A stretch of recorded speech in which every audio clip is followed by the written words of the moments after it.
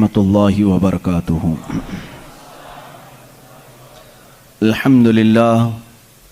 अल्हम्दुलिल्लाहिल हन्नानिल mannan अल्लज़ी ख़लक़ल इंसान वअल्लमहुल बयान वस्सलातु वस्सलामु अला रसूलिही सय्यिदिल इंसी वल जान व अला आलिही व अस्हाबिही ज़विल खैरि वल इहसान अम्मा बअद फ़अऊज़ु बिल्लाहि मिनश शैतानिर रजीम बिस्मिल्लाहिर रहमानिर रहीम मुहम्मदुर रसूलुल्लाह वल्लज़ीना मअहु अशिद्दाउ अलल कुफ़्फ़ारि रुहमाउ बैनहुम तराहुम रुक्अन सुज्जदन यब्तगून फ़ज़लन मिनल्लाहि व रिज़वाना इला आखिरि हाज़िहिल आया। सदक़ल्लाहु मौलानल अज़ीम व बल्लगना रसूलुहुन नबियुल अमीनुल मतीनुल मुख्तारुल करीम व नहनु अला ज़ालिका लमिनश शाहिदीन वश्शाकिरीन वल्हम्दुलिल्लाहि रब्बिल आलमीन। बारगाह रिसालत मुआब सल्लल्लाहु तआला अलैहि वसल्लम में दुरूद पाक का हदिया पेश करें। अल्लाहुम्मा सल्लि अला सय्यिदिना व मौलाना मुहम्मदिन मअदनिल जूदि वल करम व आलिहि व अस्हाबिहिल किराम व इब्निहिल करीम व बारिक व सल्लिम सलातन दाइमतन सरमदन अबदा। इस्लाम तेरी नब्ज़ न डूबेगी हश्र तक, तेरी रगों में रवां खून है चार यार का। अज़ीज़ान गिरामी वक़ार, आज की इस महफिल पाक में हम खिराज अक़ीदत पेश करते हैं उन नफूस क़ुदसिया की बारगाह में जो मेरे आका सल्लल्लाहु तआला अलैहि वसल्लम के विसाल फरमाने के बाद आपके इस मिशन को लेकर आगे बढ़े, वो खुलफाए राशिदीन हैं। और कल जैसे कि मैंने आपके सामने अर्ज़ किया, सहाबा सितारों की मानिंद हैं। उन सितारों में अगर सबसे बड़े चमक वाले सितारे हैं तो ये चार खुलफा हैं। खुलफाए राशिदीन सैयदना अबू बकर सिद्दीक़ रदियल्लाहु तआला अन्हु, सैयदना उमर इब्न ख़त्ताब रदियल्लाहु तआला अन्हु, सैयदना उस्मान इब्न अफ़्फ़ान रदियल्लाहु तआला अन्हु, सैयदना अली इब्न अबी तालिब करमल्लाहु वजहुल करीम। इन चार बुजुर्ग हस्तियों को क्या कहा जाता है? खुलफाए राशिदीन। बल्कि इनके नाम तो हर सुन्नी मुसलमान को ऐसे याद होना चाहिए, शायद व बायद हमारी कोई मस्जिद होगी जिसकी मेहराबों में ये नाम ना हो। तकरीबन अल्लाह मोहम्मद सल्लल्लाहु अलैहि वसल्लम इन नामों के बाद अगर हमारी मस्जिदों के मेहराब में अगर किसी और के नामों की जगह होती है तो वो खुलफाए राशिदीन की है। और अहले बैत अतहार हसनैन करीमैन सैयदा ज़हरा सलामुल्लाहि अलैहिम अजमाइन की बाबरकत असामी को हम अपनी मसाजिद में भी लिखते हैं, तहरीर करते हैं।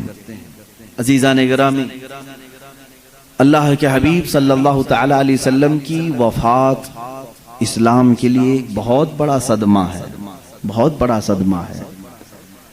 रसूल करीम सल्लल्लाहु तआला अलैहि वसल्लम से टूट कर मोहब्बत करने वाले जानिसार सहाबा जो एक लम्हे के लिए भी ओझल होना पसंद नहीं करते थे, उन सहाबा पर क्या बीती होगी जब मेरे आका सल्लल्लाहु तआला अलैहि वसल्लम इस दुनिया से पर्दा फरमा रहे होंगे।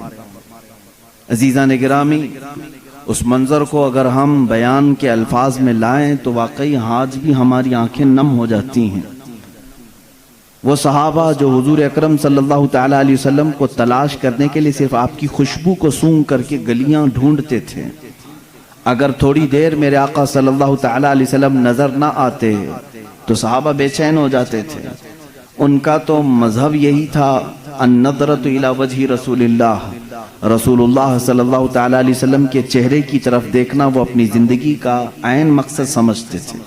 हत्ता कि काम करने वाले जो सहाबा मजदूर थे उनकी भी ये हालत थी कि काम भी ज़रूरी है, घर भी चलना है, माश भी ज़रूरी है, लेकिन बारगाह रिसालत मुआब सल्लल्लाहु अलैहि वसल्लम में बैठना भी ज़रूरी समझते थे।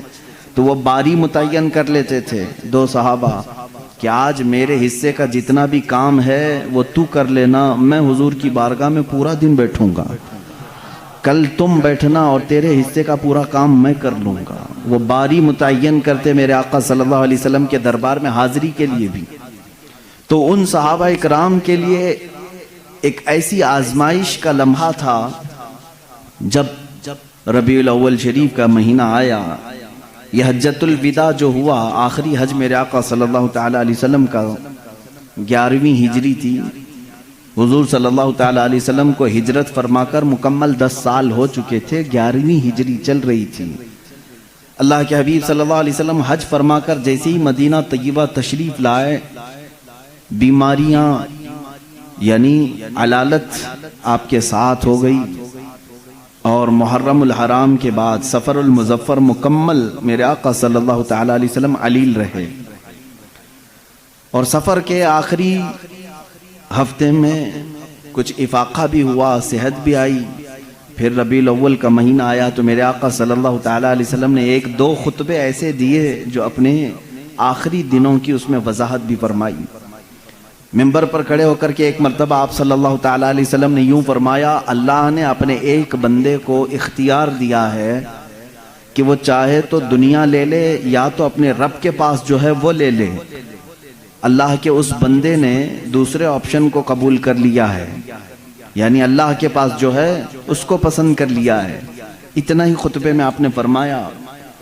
کچھ باتیں ایسی تھی وقتی طور پر فوراً اس کی سمجھ نہ آئی، لیکن سیدنا ابو بکر صدیق رضی اللہ تعالیٰ عنہ جو رسول کریم صلی اللہ تعالیٰ علیہ وسلم کی باتوں کی گہرائی تک پہنچتے، وہ رونے لگ گئے۔ صحابہ نے پوچھا، اللہ کے نبی صلی اللہ علیہ وسلم نے خطبہ دیا ہے، اس پہ رونے کی کیا بات ہے؟ کہا صدیق اکبر رضی اللہ تعالیٰ عنہ نے، اللہ کے رسول صلی اللہ تعالیٰ علیہ وسلم نے جس بندے کا ذکر کیا ہے کہ اللہ نے اسے اختیار دیا ہے، آپشن دیا ہے، چاہے تو دنیا لے لے چاہے تو اللہ کے پاس جو ہے وہ لے لے، جس بندے کے بارے میں حضور ذکر کر رہے تھے وہ بندہ کوئی اور نہیں، وہ خود حضور ہیں۔ صدیق اکبر نے کہا صحابہ سے کہ اللہ نے اپنے حبیب صلی اللہ علیہ وسلم کو اختیار دیا ہے، چاہے تو آپ سالوں سال کی زندگی لے لیں یا تو پھر اللہ رب العزت کی بارگاہ میں پہنچیں۔ رسول کریم صلی اللہ علیہ وسلم نے دنیا کو ترک کرنے کا فیصلہ کر لیا ہے اور اپنے رب ذوالجلال کی بارگاہ میں جانے کا ارادہ کر لیا ہے۔ یہ ربیع الاول کے دنوں میں، شروع کے دنوں میں حضور اکرم صلی اللہ تعالیٰ علیہ وسلم کے جسم پاک پر جو آثار نظر آ رہے تھے، صحابہ کے لیے وہ بڑی بے چینی تھی۔ کئی نمازیں ایسی تھیں جس میں میرے آقا صلی اللہ تعالیٰ علیہ وسلم مسجد نبوی شریف میں باہر تشریف نہیں لا پائے۔ 17 نمازوں کی امامت صدیق اکبر رضی اللہ تعالیٰ عنہ نے کی۔ ابھی میرے آقا صلی اللہ تعالیٰ علیہ وسلم باحیات تھے، ظاہری زندگی میں موجود تھے۔ 17 نمازیں ایسی ہوئی کہ جس کو صدیق اکبر رضی اللہ تعالیٰ عنہ نے پڑھائی، اور آخری وہ دن تھا، روایات میں 12 ربیع الاول کا ذکر ہے اور بعض میں 13 ربیع الاول کا ہے۔ حضور اکرم صلی اللہ تعالیٰ علیہ وسلم کی ولادت کا بھی وہی دن ہے، وفات کا بھی وہی دن ہے، تاریخ میں لکھا گیا ہے۔ وہ آخری دن تھا جس میں رسول کریم صلی اللہ تعالیٰ علیہ وسلم نے فجر کی نماز پڑھائی صدیق اکبر رضی اللہ تعالیٰ عنہ کے ساتھ، یہاں تک کہ ایک نماز ایسی بھی کہ صحابہ انتظار میں رہتے تھے کہ حجرہ کھلے گا، میرے آقا تشریف لائیں گے۔ رسول کریم صلی اللہ تعالیٰ علیہ وسلم اس ایک نماز میں اس طرح سے تشریف لائے کہ نماز قائم ہو چکی تھی۔ حضرت ابوبکر صدیق رضی اللہ تعالیٰ عنہ مصلی پر آگے بڑھ چکے تھے، اقامت بولی جا چکی تھی، دروازہ کھلا، حضور اکرم صلی اللہ تعالیٰ علیہ وسلم کا چہرہ جمال جہاں آرا جیسی صحابہ نے دیکھا، سب نماز میں قبلے کی بجائے حضور کی طرف متوجہ ہو گئے۔ یہ تھا نماز میں بھی صحابہ کا ادب و احترام، ان کی کسی کی نماز نہیں ٹوٹی، کیونکہ وہ کعبے کی طرف سے منہ ہٹا کر کعبے کے کعبے کو دیکھ رہے تھے۔ حضور اکرم صلی اللہ تعالیٰ علیہ وسلم باہر تشریف لائے تو اس حال میں کہ روایات میں موجود ہے 2 صحابہ کے کندھوں پر آپ نے ہاتھ رکھا اور آپ صلی اللہ تعالیٰ علیہ وسلم کے پیر زمین پر نہیں لگ رہے تھے، رسول کریم صلی اللہ تعالیٰ علیہ وسلم کی انگلیاں زمین پر لگتی آئیں۔ اسی طرح مسجد نبوی شریف میں اندر آئے، حضرت ابوبکر صدیق پیچھے ہٹنے لگے تو آپ نے کہا آگے بڑھو۔ پھر صدیق اکبر رضی اللہ تعالیٰ عنہ نے نماز نہیں پڑھائی کہ رسول پاک کے امام ہوتے ہوئے کوئی دوسرا امام ہو ہی نہیں سکتا۔ اللہ کے نبی صلی اللہ تعالیٰ علیہ وسلم نے اس نماز کی بھی امامت فرمائی، صدیق اکبر رضی اللہ تعالیٰ عنہ مکبر بن کر رہے، اور اسی رات کو میرے آقا صلی اللہ تعالیٰ علیہ وسلم کے لیے وہ دن بھی آیا جب سیدہ عائشہ صدیقہ رضی اللہ تعالیٰ عنہ فرماتی ہیں بخار کی شدت اتنی زیادہ ہو گئی تھی کہ بار بار میرے آقا صلی اللہ تعالیٰ علیہ وسلم مسواک کو پانی میں ڈبوتے اور منہ میں رکھتے تھے. کبھی پانی کے چھینٹے حضور اکرم صلی اللہ تعالیٰ علیہ وسلم اپنے چہرے اقدس پر لگاتے. یہ سختی تھی نزع کے وقت کی. یہ جو نزع کی سختی ہے میرے عزیزو، اس سے ہر ایک کو گزرنا ہوتا ہے. اور اس کے متعلق کہا گیا ہے یہ ایسا درد ہے کہ جس کو بیان نہیں کیا جا سکتا. وہ کیسی تکلیف ہوتی ہے، ظاہر سی بات ہے جس کو یہ تکلیف ہوئی اس کے بعد وہ دوبارہ واپس زندگی میں آیا نہیں بیان کرنے کے لیے. جس کو بھی نزع کی حالت آئی پھر اس کے بعد وہ موت کی منزلیں طے کرتا ہے. اور ایک روایت یہ ملتی ہے نزع کا وقت ایسا ہوتا ہے، اگر محسوس کرنا چاہو تو اتنا سمجھ لو، نزع کے عالم میں اگر اس بندے کے جسم پر ایک مکھی بیٹھ جائے تو اسے ایسا لگتا ہے کہ پہاڑ بیٹھا ہے. وہ مکھی کا وزن بھی برداشت نہیں کر پاتا، اور اگر ایک قطرہ پانی اس کے حلق میں اتارا جائے تو اسے ایسا لگتا ہے ایک ندی میں نے پی لیا. اس کے لیے ایک قطرہ پانی ایک ندی پانی کے برابر لگنے لگتا ہے.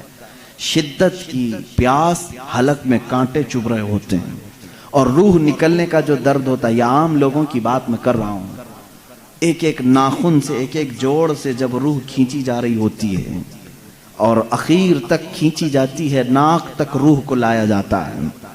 اس کے بعد ملک الموت اس روح کو قبض کر کے لے جاتے ہیں. میرے عزیزو، ایک مجھے بات یہاں پر یہ یاد آتی ہے. ماں عائشہ صدیقہ رضی اللہ تعالیٰ عنہ فرماتی ہیں اچانک دروازے پر دستک ہوئی اور ملک الموت آئے تھے، اجازت طلب کر رہے تھے کہ یا رسول اللہ صلی اللہ علیہ وسلم کیا میں اندر آ سکتا ہوں؟ حضور اکرم صلی اللہ علیہ وسلم نے فرمایا عائشہ یہ فرشتہ کسی کی بھی روح نکالنے کے لیے اجازت نہیں لیتا، یہ مجھ سے اجازت لیا ہے اور اس کے بعد اب کبھی کسی سے اجازت نہیں لے گا. ملک الموت کو بھی یہ حکم تھا اللہ کی طرف سے، نبی اگر اجازت دیں تو روح قبض کرنا.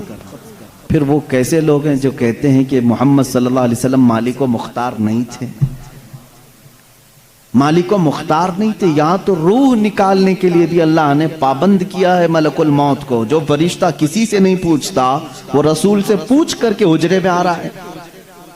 اور اس وقت جو مکالمہ ہوا، بعض بزرگوں نے فرمایا ہے کہ رسول کریم صلی اللہ تعالیٰ علیہ وسلم نے اس وقت کیا بیان فرمایا جانتے ہیں آپ؟ اے مسلمانوں، ذرا اپنے ہوش و حواس کو سنبھالو اور میری اس بات کو توجہ سے سننا. اگر اپنے نبی سے محبت کرتے ہو، میرے آقا صلی اللہ تعالیٰ علیہ وسلم سے تم گہری الفت رکھتے ہو، تو اس جملے کو سنو.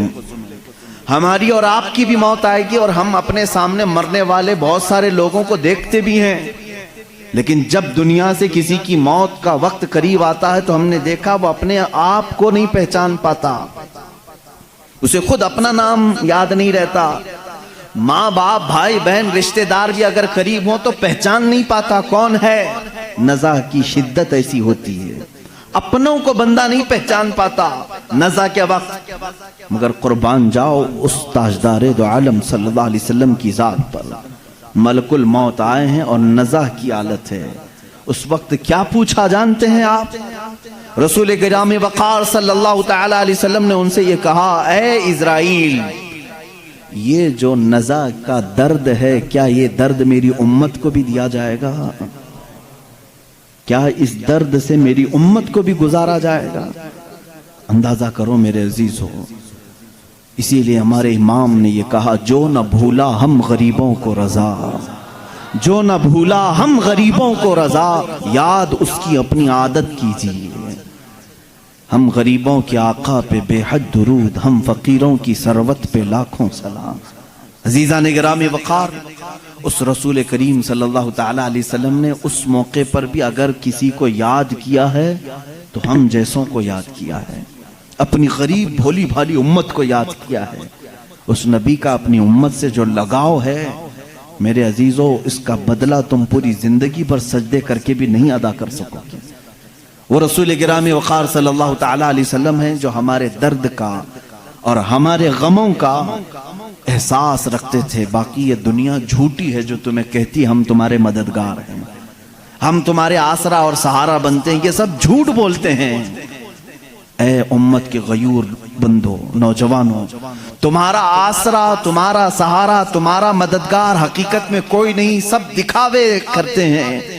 حقیقت میں اگر تمہارے غموں کا کوئی مداوع کر سکتا ہے تو وہ تاجدار مدینہ کی ذات ہے صلی اللہ تعالی علیہ وسلم۔ میں جو بات کرنے جا رہا ہوں وہ یہ ہے کہ ام المومنین عائشہ صدیقہ رضی اللہ تعالیٰ عنہ فرماتے ہیں اسی حالت میں ان کے زانوں پر سر رکھ کر کے میرے آقا صلی اللہ علیہ وسلم لیٹے تھے، ملک الموت اسرائیل علیہ السلام نے آپ کی روح پاک کو نہایتی ادب و احترام کے ساتھ نکالا اور اپنے رب ذوالجلال کی بارگاہ میں لے کر چل پڑے۔ اللہ کے حبیب صلی اللہ تعالی علیہ وسلم پاکیزگی کی حالت میں تھے، رات کا وقت تھا اگرچہ لیکن چہرہ اسی طرح چاند کی طرح روشن تھا۔ سب سے پہلے حجرے میں داخل ہونے والے سیدنا ابو بکر صدیق رضی اللہ تعالیٰ عنہ، حضرت ابو بکر صدیق رضی اللہ تعالیٰ عنہ تشریف لائے، حضور صلی اللہ تعالیٰ علیہ وسلم کو دیکھا، پیشانی مبارکہ نہایت ہی ٹھنڈی تھی۔ آپ نے میرے آقا صلی اللہ علیہ وسلم کے ماتھے کا بوسہ لیا اور کہا اے اللہ کے نبی، جو موت آنی تھی وہ آ گئی، اب اس کے بعد موت کا درد دوبارہ اللہ کبھی آپ کو نہیں دے گا، کبھی دوسری موت آپ پر نہیں آئے گی۔ اس کا مطلب یہ ہے کہ صدیق اکبر کا یہ عقیدہ تھا کہ ایک موت کے بعد میرا نبی اب ہمیشہ کے لیے زندہ ہو گیا ہے، جو موت آنی تھی وہ آ گئی۔ اللہ کے حبیب صلی اللہ علیہ وسلم اس کے بعد برزخی زندگی میں زندہ ہو چکے۔ اب جو معاملات تھے، یہ پیر کا دن تھا، پیر کا دن گزر کر رات آئی تھی۔ اب جیسے ہی باہر آ کر کے اعلان ہوا، مسجد نبوی میں صحابہ کھچا کھچ بھرے ہوئے تھے۔ وہ اس لیے نہیں کہ موت کی خبر سننی ہے، بلکہ ہمہ وقت چہرے رسول کی زیارت کے لیے بیٹھے رہتے تھے کہ دروازہ کھلے گا، پردہ ہٹے گا، ہم نبی مکرم صلی اللہ علیہ وسلم کے چہرے کو ایک بار دیکھیں گے۔ وہ صحابہ رات بھر اس حجرے کی طرف دیکھتے رہتے تھے۔ صبح کی اذان ہو جاتی تھی، صبح سے جو بیٹھتے ظہر تک پڑھتے ہوئے رہتے تھے کہ چہرہ انور کی زیارت جس کو وہ عبادت سمجھتے تھے۔ لیکن آج دروازہ کھلا اور صدیق اکبر رضی اللہ تعالیٰ عنہ جیسے ہی آ کر یہ اعلان فرماتے ہیں، گویا کہ صحابہ کے جسموں پر بجلی گر گئی، وہ جہاں تھے وہیں ساکت و جامد رہ گئے۔ ایسی پوزیشن کی تاریخ میں لکھی گئی ہے، مدینے والوں پر ایسی کبھی آفت نہیں آئی جس طرح وفات رسول کی غم کی خبر ان پر آئی تھی۔ صحابہ جہاں تھے وہیں کھڑے رہ گئے، کسی کو کچھ سمجھ میں نہیں آتا۔ حضرت عثمان غنی رضی اللہ تعالیٰ عنہ کا حال یہ تھا کہ وہ زمین پر ایسے بیٹھے رہ گئے کہ کوئی ان کو ہلاتا تو بھی نہیں ہلتے تھے، کبھی ان کو کوئی اٹھاتا تو نہیں اٹھتے تھے۔ رات گزر گئی، صبح کے وقت سیدنا عمر فاروق رضی اللہ تعالیٰ عنہ کا حال تو یہ تھا کہ جیسے ان کو خبر دی گئی، وہ اپنی تلوار نکال کر کے مدینے میں باہر گلیوں میں اس طرح گھومتے تھے، جوش سے آوازیں نکالتے تھے، خبردار اگر کسی نے کہہ دیا میرے نبی کا انتقال ہوا ہے، میں اس کی گردن مار دوں گا، میں اس کی گردن اڑا دوں گا۔ میرا آقا و مولا فوت نہیں ہوا ہے، میرے رسول کی وفات نہیں ہوئی ہے، میں اس کی گردن اڑا دوں گا اگر کوئی کہہ دے کہ میرے نبی کا انتقال ہوا ہے۔ وہ ان کا جوش تھا، فرط محبت میں کہے جا رہے تھے۔ لیکن اس پوری سچویشن کو دوسرے روز اگر کسی نے سنبھالا دیا ہے تو صدیق اکبر کی ذات ہے۔ سیدنا ابو بکر صدیق رضی اللہ تعالیٰ عنہ نے سب کو جمع کیا مسجد نبوی شریف میں، صحابہ سے پوچھا کہ تم اب تک کس کی عبادت کرتے تھے، محمد صلی اللہ علیہ وسلم کی یا اللہ کی؟ سن لو، جو محمد صلی اللہ علیہ وسلم کی عبادت کرتے تھے ان کا کام تھا اللہ کی طرف سے وہ آئے اور انہوں نے امانت بندوں تک پہنچائی اور پھر وہ واپس اپنے رفیق اعلیٰ کے پاس چلے گئے۔ تو جو ان کی عبادت کرتا تھا وہ سمجھ لے کہ ان کا انتقال ہو چکا، اور جو اللہ کی عبادت کرتا تھا وہ سمجھ لے اللہ آج بھی زندہ ہے اور ہمیشہ زندہ رہے گا۔ اور آیت کریمہ انہوں نے تلاوت کی، وما محمد الا رسول قد خلت من قبلہ الرسل افئن مات اور یہاں سے کہتے ہیں اللہ تعالیٰ کی آیت پڑھ کر کے او قتلا انقلبتم علی اعقابکم اللہ نے فرمایا محمد صلی اللہ علیہ وسلم اللہ کے ایک رسول ہیں، ان سے پہلے بھی رسول آئے اور چلے گئے، اگر اس رسول کی وفات کے بعد کوئی منہ پھیر لیا، دین چھوڑ دیا، اللہ فرماتا فَلَن يَضُرَّ اللَّهَ، تو اس نے اللہ کا کچھ نہیں بگاڑا، اللہ کا کچھ بھی نقصان نہیں ہوگا، جو کچھ بھی بگڑے گا وہ تمہارا خود کا بگڑے گا۔ رسول کے بعد کوئی بھی منہ نہ پھیرے اس شریعت سے، کوئی اس راستے سے، اس اسلام سے ہٹے نہ۔ یہ صدیق اکبر اللہ تعالیٰ عنہ کا خطبہ تھا، اسی خطبے سے آج تک اسلام زندہ ہے۔ میرے عزیزو، اسی لیے اسلام شخصیتوں سے نہیں چلتا ہے۔ آج میں تمہارے سامنے بیٹھا ہوں، اس مسجد کا مصلی میری ذات سے وابستہ نہیں ہے، مجھ جیسے ہزار امام آئیں گے، ہزار مقرر آئیں گے، ہزار علماء آئیں گے، لیکن دین پھلتا ہے، پھولتا ہے۔ رب تعالیٰ اس شجر کو صبح قیامت تک قائم و دائم رکھے گا، اس چراغ کو ہزاروں پھونکنے والے بھی آئیں گے، مگر اللہ اس چراغ کے نور کو صبح قیامت تک زندہ رکھے گا، اس لیے کہ اس اسلام کی پوری ذات کو اللہ رب العزت نے کسی ایک شخص سے نہیں رکھا، بلکہ اس کی حفاظت خود اللہ نے اپنے ذمہ کرم پر رکھی ہے۔ عزیزان گرامی، یہاں سے اب میرے آقا صلی اللہ تعالیٰ علیہ وسلم کی تدفین کا معاملہ آیا۔ بدھ کے دن اللہ کے حبیب صلی اللہ علیہ وسلم کی تدفین عمل میں آئی، اس میں بھی بڑے معاملات ہوئے۔ صحابہ اکرام رضوان اللہ تعالیٰ علیہ مجمعین کے آپسی جو معاملات ہیں، میں یہاں سے اب ذکر کرنا شروع کروں گا۔ آج ہوش و حواس سنبھال کر کے آپ غور سے ان باتوں کو سنیں کہ ہمارا سچا اور ستھرا عقیدہ کیا ہونا چاہیے، صحابہ کے متعلق، اہل بیت کے متعلق اور اسلام کے متعلق صحیح عقیدہ کیا ہے۔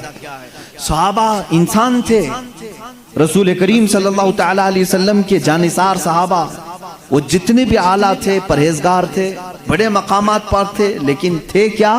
انسان۔ انسانی تقاضا ہے کہ کچھ معاملات میں اختلافات ہوتے رہتے ہیں۔ حضور صلی اللہ تعالیٰ علیہ وسلم کی سب سے پہلی بات آئی غسل کے لیے۔ حضور اکرم صلی اللہ تعالیٰ علیہ وسلم کا غسل دیا جائے کہ نہیں دیا جائے؟ صحابہ ابھی اس بات میں ڈسکس کر رہے تھے۔ بعض نے کہا ہم نے آج تک میرے آقا صلی اللہ تعالیٰ علیہ وسلم کے لباس کو اترتے ہوئے نہیں دیکھا، ہم میں سے کون ہے جو آپ کا لباس اتارے گا؟ صحابہ اکرام رضوان اللہ تعالیٰ علیہ مجمعین نے، بعض نے کہا نہیں، ہر ایک کو غسل دینے کا حکم خود میرے آقا صلی اللہ علیہ وسلم نے فرمایا، ہم کیوں نہ دیں؟ اسی اسنا میں بیر غرس کا پانی لایا بھی گیا، اور روایات یہ بتاتی ہیں کہ تھوڑی دیر کے لیے صحابہ کو غشی طاری ہوئی۔ غشی کا مطلب سمجھتے ہیں کہ جیسے بے ہوشی آتی ہے، یا جھانپ جس کو کہتے ہیں، نیند آنے سے پہلے جھٹکے لگتے ہیں۔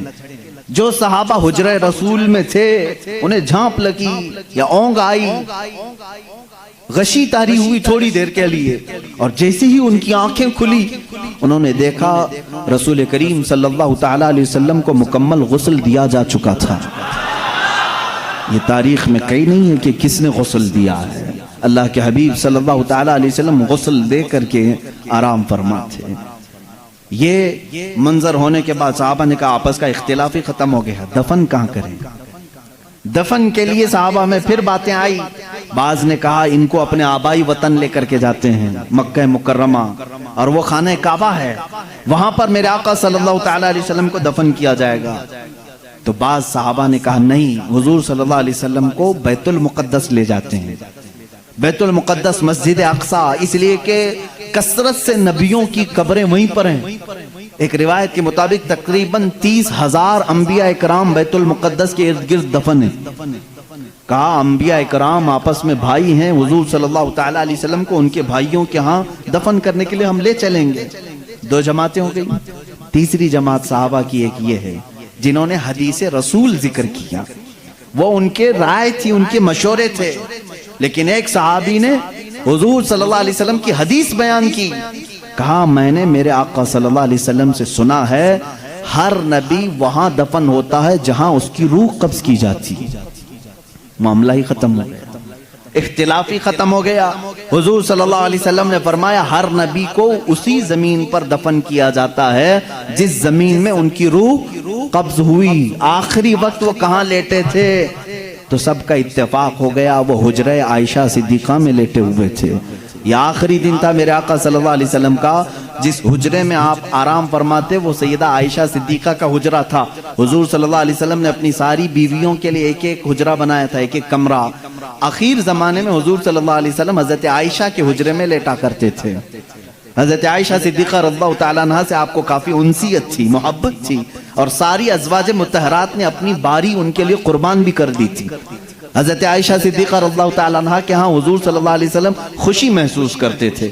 تو آخری وقت آپ کہاں لیٹے تھے؟ حجرہ عائشہ میں. تو یہاں آپ کی روح قبض ہوئی تو صحابہ نے یہ طے کیا کہ اسی حجرے میں آپ کا مدفن بھی ہوگا, تدفین یہی ہوگی. حضور صلی اللہ تعالیٰ علیہ وسلم کی قبر انور وہی بنائی گئی.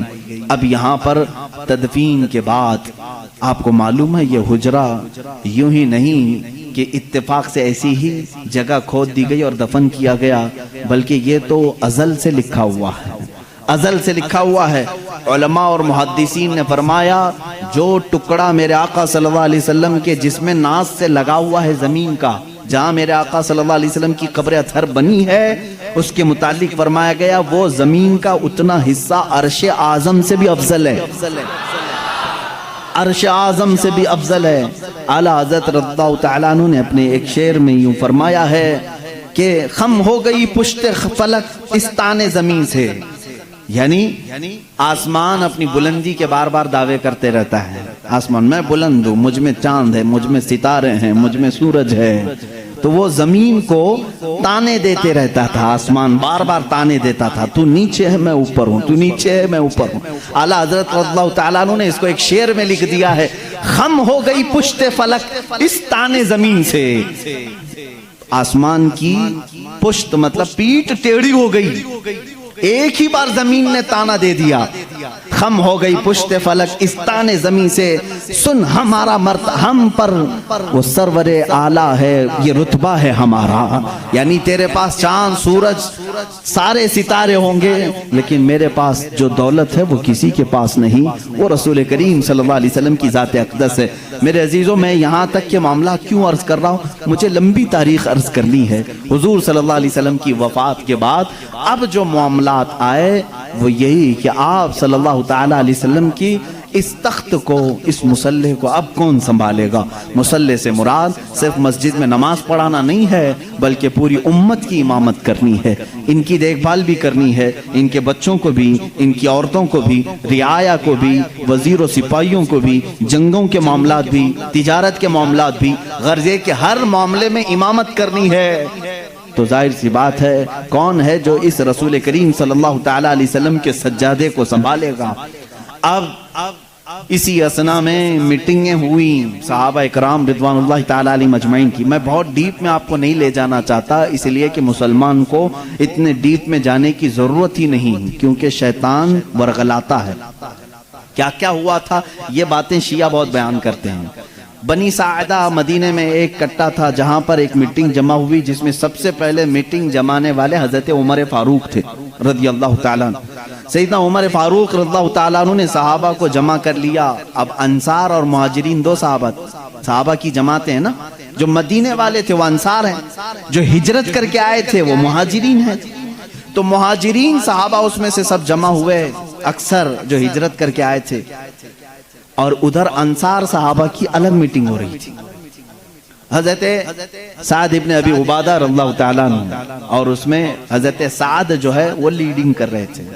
انصار صحابہ کی میٹنگ میں یہ بات ہو رہی تھی کہ مدینہ طیبہ میں حضور صلی اللہ تعالیٰ علیہ وسلم تشریف لائے ہیں, تو لہٰذا آپ کا مصلح, آپ کی خلافت انصار میں سے کوئی سنبھال لے. لیکن میرے عزیزوں, ان انصار کی محبت پہ بھی قربان جائے. جگہ ان کی ہے, مدینہ ان کا ہے, مسجد نبوی ان کی زمین پر بنی ہے, سارے مہاجرین کو انہوں نے ہی پناہ دی ہے. اب ظاہر سی بات ہے ان کا حق تھا, وہ بول سکتے تھے کہ آگے خلافت انصار میں سے ہوئی ہونی چاہیے. حضرت عمر فاروق رضی اللہ تعالیٰ عنہ جانتے تھے قریش کا دماغ کیا ہے. حضور صلی اللہ علیہ وسلم کا جو خاندان ہے وہ قریش ہے, ان کی ذہنیت کیا ہے, ان کا دماغ کیا ہے, وہ اچھی طرح جانتے تھے. سب انصار صحابہ کو انہوں نے جمع کیا اور کہا آپ کی فضیلت کے ہم قائل ہیں, لیکن ایک بات یاد رکھ لیں, اگر خلافت رسول اللہ صلی اللہ علیہ وسلم کے خاندان کو چھوڑ کر دوسرے خاندان میں چلی جائے تو پھر معاملات درہم برہم ہو سکتے ہیں، اور حضور صلی اللہ علیہ وسلم کے جو اہل بیت ہیں، جو خاندان والے ہیں، کہیں ان کی ناراضگی کا بھی سبب نہ بنے۔ انصار نے جیسی ہی یہ سنا، ساری خلافت سے وہ دستبردار ہو گئے، کہا ہم اس کے ہاتھ پر بیعت کریں گے جو رسول اللہ کے خاندان سے تعلق رکھتا ہے۔ اب اس بات پر اتفاق ہوا تو پوچھا گیا حضور کے خاندان والے قریش کون کون ہیں؟ سب آئے، سب لوگوں نے جمع ہو کر کے الگ الگ نام لینے ہی تھے، ابھی کسی نے نام لیا نہیں تھا۔ سیدنا عمر فاروق رضی اللہ تعالیٰ عنہ آگے بڑھتے ہیں اور کہتے ہیں اے لوگو، تمہیں معلوم ہے جب رسول کریم صلی اللہ تعالیٰ علیہ وسلم نے نبوت کا اعلان فرمایا تھا تو سب سے پہلے اسلام لانے والوں میں چند لوگوں کے نام ہیں، ان میں سے پہلا ایک نام سیدنا ابو بکر صدیق کا ہے۔ حضور صلی اللہ علیہ وسلم نے خود فرمایا بہت سارے لوگوں نے اسلام قبول کیا لیکن سب نے مجھ سے کچھ نہ کچھ سوال کیا، آپ آخری رسول ہیں، کیا علامت ہے؟ آپ سچے نبی ہیں، کیا دلیل ہے؟ لیکن ایک بندہ ایسا ہے جس نے بغیر دلیل پوچھے ایمان لایا، وہ ابو بکر ہے، وہ ابو بکر صدیق رضی اللہ تعالیٰ عنہ ہیں۔ انہوں نے حضور صلی اللہ علیہ وسلم سے کبھی نہیں پوچھا آپ آخری رسول ہیں، کیا ہے آپ کے پاس علامت، بلکہ حضور صلی اللہ علیہ وسلم نے ایک بار صرف ان سے کہا میں اللہ کا نبی ہوں۔ انہوں نے کہا آمنا وصدقنا یا رسول اللہ، ہم ایمان لائے اور آپ کی تصدیق کرتے ہیں اے اللہ کے رسول۔ حضرت عمر نے ان کی فضیلت میں خطبہ دیا۔ تمہیں معلوم ہے جب رسول کریم صلی اللہ تعالیٰ علیہ وسلم مکہ سے ہجرت کر رہے تھے تو اپنے ساتھ کس کو لیا تھا؟ ابو بکر صدیق رضی اللہ تعالیٰ عنہ کو لیا تھا۔ تمہیں معلوم ہے اپنی زندگی میں جب میرے آقا صلی اللہ علیہ وسلم علالت پر بستر پر تھے اس وقت اپنے مصلے پر کس کو بڑھایا تھا؟ ابو بکر صدیق کو بڑھایا تھا۔ حضرت عمر کہتے ہیں رسول اللہ صلی اللہ علیہ وسلم نے جس کو ہماری نمازوں کا امام پسند کیا ہے، ہم اپنے دنیاوی معاملات میں اس کو کیوں نہ امام تسلیم کریں؟ سب سے پہلے میں صدیق اکبر کے ہاتھ پر بیعت کرتا ہوں۔ حضرت عمر کی بات دیکھ کر سارے صحابہ نے حضرت ابو بکر صدیق کے ہاتھ پر بیعت کیا۔ یہاں سے خلافت کا نظام شروع ہوا، یہ خلافت شروع ہوئی۔ سب سے پہلے خلافت کو بھی بادشاہی نظام پر قائم نہیں کیا گیا، یہ سعودی نظام نہیں ہے، باپ مرے گا تو بیٹا حکومت کرے گا، رشتہ داروں کا نظام نہیں ہے، بلکہ میرے آقا صلی اللہ تعالیٰ علیہ وسلم نے اس سیلیکشن کو امت کے اوپر چھوڑ دیا تھا، ورنہ رسول کریم صلی اللہ تعالیٰ علیہ وسلم اپنی زندگی میں بتا کر کے جاتے میرے بعد فلاں کو ہونا چاہیے۔ یہ معاملات میرے آقا نے کبھی بھی کسی کو نہیں بتائے۔ آج شیعہ کہتے ہیں، رافضی کہتے ہیں حضور صلی اللہ علیہ وسلم نے اپنی زندگی میں حضرت علی کو ہی خلیفہ بنایا تھا، باقی سارے خلیفاؤں نے ان کی خلافت کو غصب کر لیا، چھین لیا تھا، ان کو خلافت نہیں دی۔ یہ پروپیگنڈا پھیلاتے ہیں، کہیں سے بھی ایک دلیل نہیں ملے گی۔ اچھا آپ حضرت علی کو کمزور سمجھتے ہیں؟ وہ حیدر کرار ہے، وہ اسد اللہ ہے، جس کو اللہ کے نبی نے فرمایا اللہ کے شیروں میں سے ایک شیر ہے۔ اگر حضرت علی رضی اللہ تعالیٰ عنہ کو حضور صلی اللہ علیہ وسلم نے بنایا ہوتا تو کیا وہ اپنا حق چھوڑ کر کسی کو دے دیتے؟ وہ سیدنا علی کرم اللہ وجہہ الکریم حق کے لیے جب کھڑے ہوتے تو پھر سامنے کسی کو نہیں دیکھتے تھے، کسی کو نہیں دیکھتے۔ انہیں بھی معلوم تھا کہ خلافت کو رسول کریم صلی اللہ علیہ وسلم نے امت کے اوپر چھوڑا ہے، امت کا سب کا اتفاق ہوا حضرت ابو بکر صدیق رضی اللہ تعالیٰ عنہ کی ذات پر، تو سبوں نے بیعت کی۔ حضرت علی کرم اللہ وجہہ الکریم نے بھی بیعت فرمائی، اگرچہ تھوڑی تاخیر کے بعد، لیکن آپ نے بھی بیعت فرمائی۔ اور حضرت ابو بکر صدیق رضی اللہ تعالیٰ عنہ نے جس کو جو کام دیے سبوں نے خوشی خوشی ان کاموں کو انجام بھی دیا۔ یہ دور نہایت ہی سنہرا دور تھا، بہت ہی عظیم دور تھا۔ رسول کریم صلی اللہ تعالیٰ علیہ وسلم کی جتنی سنتیں ہیں، جتنے طریقے تھے، ان سب کو حضرت ابو بکر صدیق نے اپنی خلافت میں استعمال فرمایا۔ حضرت ابو بکر صدیق رضی اللہ تعالیٰ عنہ کا حال تو یہ تھا، خلافت کو سنبھالنے کے بعد جانتے ہیں کپڑوں کی ایک تھیلی اٹھا کر کے بازار میں جانے لگے۔ حضرت عمر نے پوچھا کہاں جا رہے ہیں؟ کہا کپڑے بیچ کر کے گھر تو چلانا ہے، کام کاج کے لیے، کہ میں کچھ کپڑوں کی تجارت کروں اور اپنا گھر بھی سنبھالوں۔ خلافت پر قائم ہونے کے بعد میرے عزیزو اس وقت تک اسلام کافی دور تک پھیل چکا تھا۔ حضرت ابو بکر صدیق رضی اللہ تعالیٰ عنہ خلیفۃ المسلمین منتخب ہو گئے، گلی کے نکڑ کے کارپوریٹر نہیں، وہ خلیفۃ المسلمین ہیں۔ باوجود اس کے تھیلا اٹھا کر کے کپڑے بیچنے کے لیے جا رہے ہیں تو سیدنا عمر فاروق رضی اللہ تعالیٰ عنہ نے انہیں روک لیا۔ سارے صحابہ کو جمع کر کے پھر اتفاق ہوا اس بات پر کہ بیت المال سے خلیفہ کا وظیفہ مقرر کیا جائے، ورنہ پھر خلیفہ بھی اگر دن بھر بازار میں کام کرے تو خلافت کے معاملات کون دیکھے گا؟ تو سب نے سب سے پہلے بیت المال سے وظیفہ مقرر کیا ہر مہینے کا۔ وہ کتنا تھا؟ وہ چند درہم میں تھا، یہاں تک کہ بیت المال سے حضرت ابوبکر صدیق رضی اللہ تعالیٰ عنہ کو ایک اونٹنی ملی تھی، ایک پیالہ ملا تھا، ایک چادر ملی تھی، 3 چیزیں ملی تھی۔ اور وظیفہ جو مقرر ہوا تھا وہ اتنا تھا کہ آپ کے گھر میں چند روٹیاں بن جاتی تھی، بس اس کے علاوہ زیادہ آپ نے نہیں طلب کیا۔ ایک دن آپ کی اہلیہ محترمہ نے آپ سے کہا بھی تھا کہ خلافت کے معاملات میں سر سوکھ جاتا ہے، کبھی کچھ ٹھنڈی میٹھی غذا بھی کھا لیں۔ آپ نے کیا کہا؟ اپنی اہلیہ سے کہا میرے پاس اتنے پیسے کہاں ہیں کہ میں شہد خرید سکوں، گھی خرید سکوں۔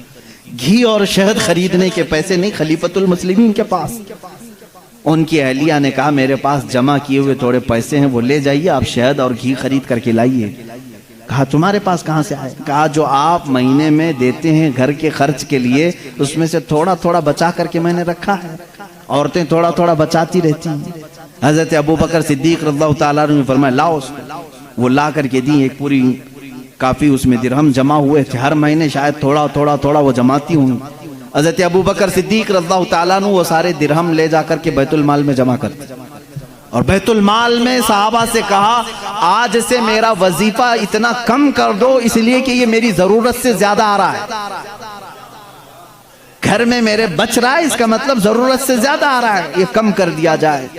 ماں عائشہ صدیقہ رضی اللہ تعالیٰ عنہ فرماتی ہیں جب حضرت ابوبکر صدیق کی وفات کا وقت قریب آیا تو حضرت عائشہ کو انہوں نے قریب بلایا، کہا اے عائشہ مجھے لگتا ہے کہ میں گھڑی 2 گھڑی کا مہمان ہوں، میرے پاس ایک اونٹنی ہے، ایک چادر ہے جسے میں اوڑھ کے سوتا ہوں، اور وہ برتن جس میں ہم کھانا کھاتے ہیں، یہ تینوں بیت المال کے ہیں، یہ ہمارے گھر کے لیے اس وقت تک جائز ہیں جب تک میں خلیفہ ہوں، جہاں میری روح قبض ہو فوراً یہ تینوں چیزیں بیت المال میں جمع کرنا۔ حضرت عائشہ رضی اللہ تعالیٰ عنہ فرماتی ہیں جس دن حضرت ابوبکر صدیق کا وصال ہوا اس کی شام ہونے سے پہلے یہ تینوں سامان بیت المال میں جمع ہو چکے تھے۔ حضرت عمر فاروق رضی اللہ تعالیٰ عنہ نے اس دن ایک جملہ کہا تھا اے ابوبکر آپ نے اپنے بعد آنے والوں کو تو تھکا دیا ہے، آپ کے برابر کون ہو پائے گا؟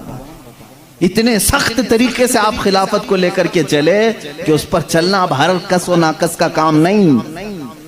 وہ صدیق اکبر رضی اللہ تعالیٰ عنہ کا دور تھا جس میں آپ کے لیے کتنے چیلنجز تھے معلوم ہے؟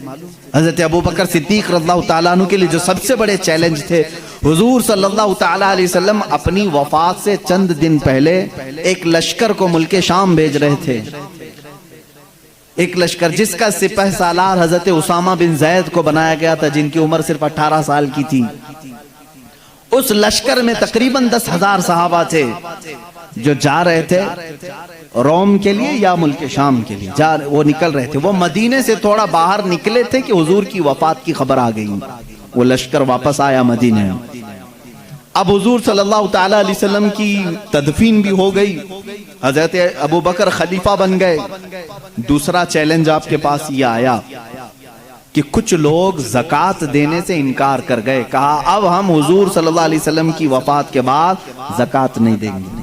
مانعین زکوٰۃ کہتے ہیں وہ لوگ اسلام کے ایک بنیاد کو چھوڑ رہے تھے، کہا حضور جب تک تھے ہم اپنے مالوں کی زکوٰۃ نکالتے تھے، اب نبی نہیں ہیں تو اب زکوٰۃ نہیں دیں گے، یعنی وہ اسلام سے برگشتہ ہو گئے، چھوڑ دیے۔ کچھ کافر ہو گئے، ان کا ایک فتنہ بھی اٹھ گیا تھا، مدینے کے آس پاس کے کچھ لوگ۔ ایک چیلنج یہ تھا۔ تیسرا ایک چیلنج تھا مسیلمہ کذاب، جو حضور صلی اللہ علیہ وسلم کی وفات کے بعد ہی فوراً اپنے نبی ہونے کا دعویٰ کرتی ہے۔ اس نے کہا میں نبی ہوں محمد صلی اللہ علیہ وسلم، اور اس نے ایک اچھی خاصی فوج بھی جمع کر لی، پیسہ تھا اس کے پاس، مال تھا۔ اب دیکھیں تین معاملات۔ ایسے وقت میں ایک طرف زکوٰۃ کے انکار کرنے والوں کا فتنہ بھی ہے، ان سے بھی مقابلہ کرنا ہے حضرت ابوبکر صدیق کو۔ اگر یہ چھوڑ دیا جائے تو یہ سوراخ بعد میں جو ہے نہر بن جائے گی۔ ایک طرف مسیلمہ کذاب جو جھوٹے نبی ہونے کا دعویٰ کر رہا ہے، اس سے بھی مقابلہ کرنا ہے۔ اور صحابہ اکرام ظاہر سی بات ہے دونوں اگر جنگ چھڑتی ہے تو دونوں جگہ فوج کی ضرورت ہے. اس اثنا میں حضرت ابوبکر صدیق رضی اللہ تعالیٰ عنہ اسامہ بن زید کو کہتے ہیں جس لشکر میں حضور صلی اللہ علیہ وسلم نے تمہیں روم یا شام بھیجا تھا اس لشکر کو لے کر جاؤ. اس لشکر کو لے کر جاؤ. اس میں 10,000 صحابہ جا رہے ہیں. اس وقت حضرت عمر فاروق نے کہا اے امیر المومنین خلیفۃ المسلمین، ایک طرف زکوٰۃ کے منکرین سر اٹھائے ہوئے ہیں، ایک طرف مسیلمہ کذاب دجال نبوت کا دعویٰ کر بیٹھا ہے. ایسے وقت میں آپ اسامہ بن زید کو 10,000 کا لشکر دے کر اس جگہ بھیج رہے ہیں. اس جنگ کو کینسل کر دیں، ابھی اس کو رکوا دیں، یہاں صحابہ کی ضرورت پڑے گی. حضرت ابوبکر کی بات دیکھیں، کہتے ہیں اے عمر تمہاری بات صحیح ہے، لیکن میں اس لشکر کو نہیں لوٹا سکتا جس کو رسول اللہ نے روانہ کیا تھا. حضور اکرم صلی اللہ علیہ وسلم اپنی زندگی کے آخری لمحات میں جو لشکر بھیجے تھے وہ اسامہ بن زید کا لشکر تھا. یا اور بات ہے کہ حضور کی وفات کی خبر سن کر کے وہ مدینے آئے ہیں، لیکن اس لشکر کو روکا نہیں جائے گا اگرچہ زکوٰۃ کے منکرین اور مسیلمہ کذاب سے لڑنے میں ہمارے جسموں کے چتڑے بھی اڑ جائیں، میں اس لشکر کو نہیں روکوں گا. اسامہ بن زید رضی اللہ تعالیٰ عنہ کو بٹھایا اور بھیج دیا. وہ صحابہ جو اس لشکر میں تھے سب کو بھیجا کہ یہ میرے نبی کی آخری خواہش تھی، آخری زمانے میں میرے آقا نے روانہ کیا تھا. حضرت اسامہ بن زید کو جانتے ہیں کس طرح روانہ کر رہے ہیں؟ جس عمر میں صدیق اکبر تھے وہ 60 سال کی تھی. 18 سال کے جوان اسامہ بن زید سپہ سالار مقرر ہوئے، ان کو گھوڑے پر بٹھایا اور ان کے گھوڑے کی ناتی رسی پکڑ کر چلنے لگے. خلیفۃ المسلمین ہے، سپہ سالار کو گھوڑے پر بٹھا کر رسی پکڑ کر چلنے لگے. وہ اتر کر کے آگے نیچے اچھل کر کے نیچے آئے. کہا غضب ہو گیا، آپ نیچے چل رہے ہیں اور میں گھوڑے کی پیٹھ پر بیٹھوں. صدیق اکبر رضی اللہ تعالیٰ عنہ نے فرمایا اسامہ جلدی سے بیٹھ جاؤ، یہ نہ دیکھو کہ میں نیچے چل رہا ہوں، بس یہ دیکھو کہ اس پیٹھ پر تمہیں بٹھایا رسول اللہ نے، اس گھوڑے کی پشت پر تمہیں اللہ کے نبی نے بٹھایا ہے. اس کے بعد کوئی اور ہو ہی نہیں سکتا تمہیں اس پشت سے نیچے اتار سکے. یہ صدیق اکبر کا جذبہ تھا. کہا اے امیر المومنین آپ چھوڑ دیں، آپ رخصت کر دیں، مدینے سے باہر تک آنے کی آپ کو ضرورت نہیں، یہ لشکر روانہ ہو جائے گا، آپ یہاں سے خدا حافظ کہہ دیں.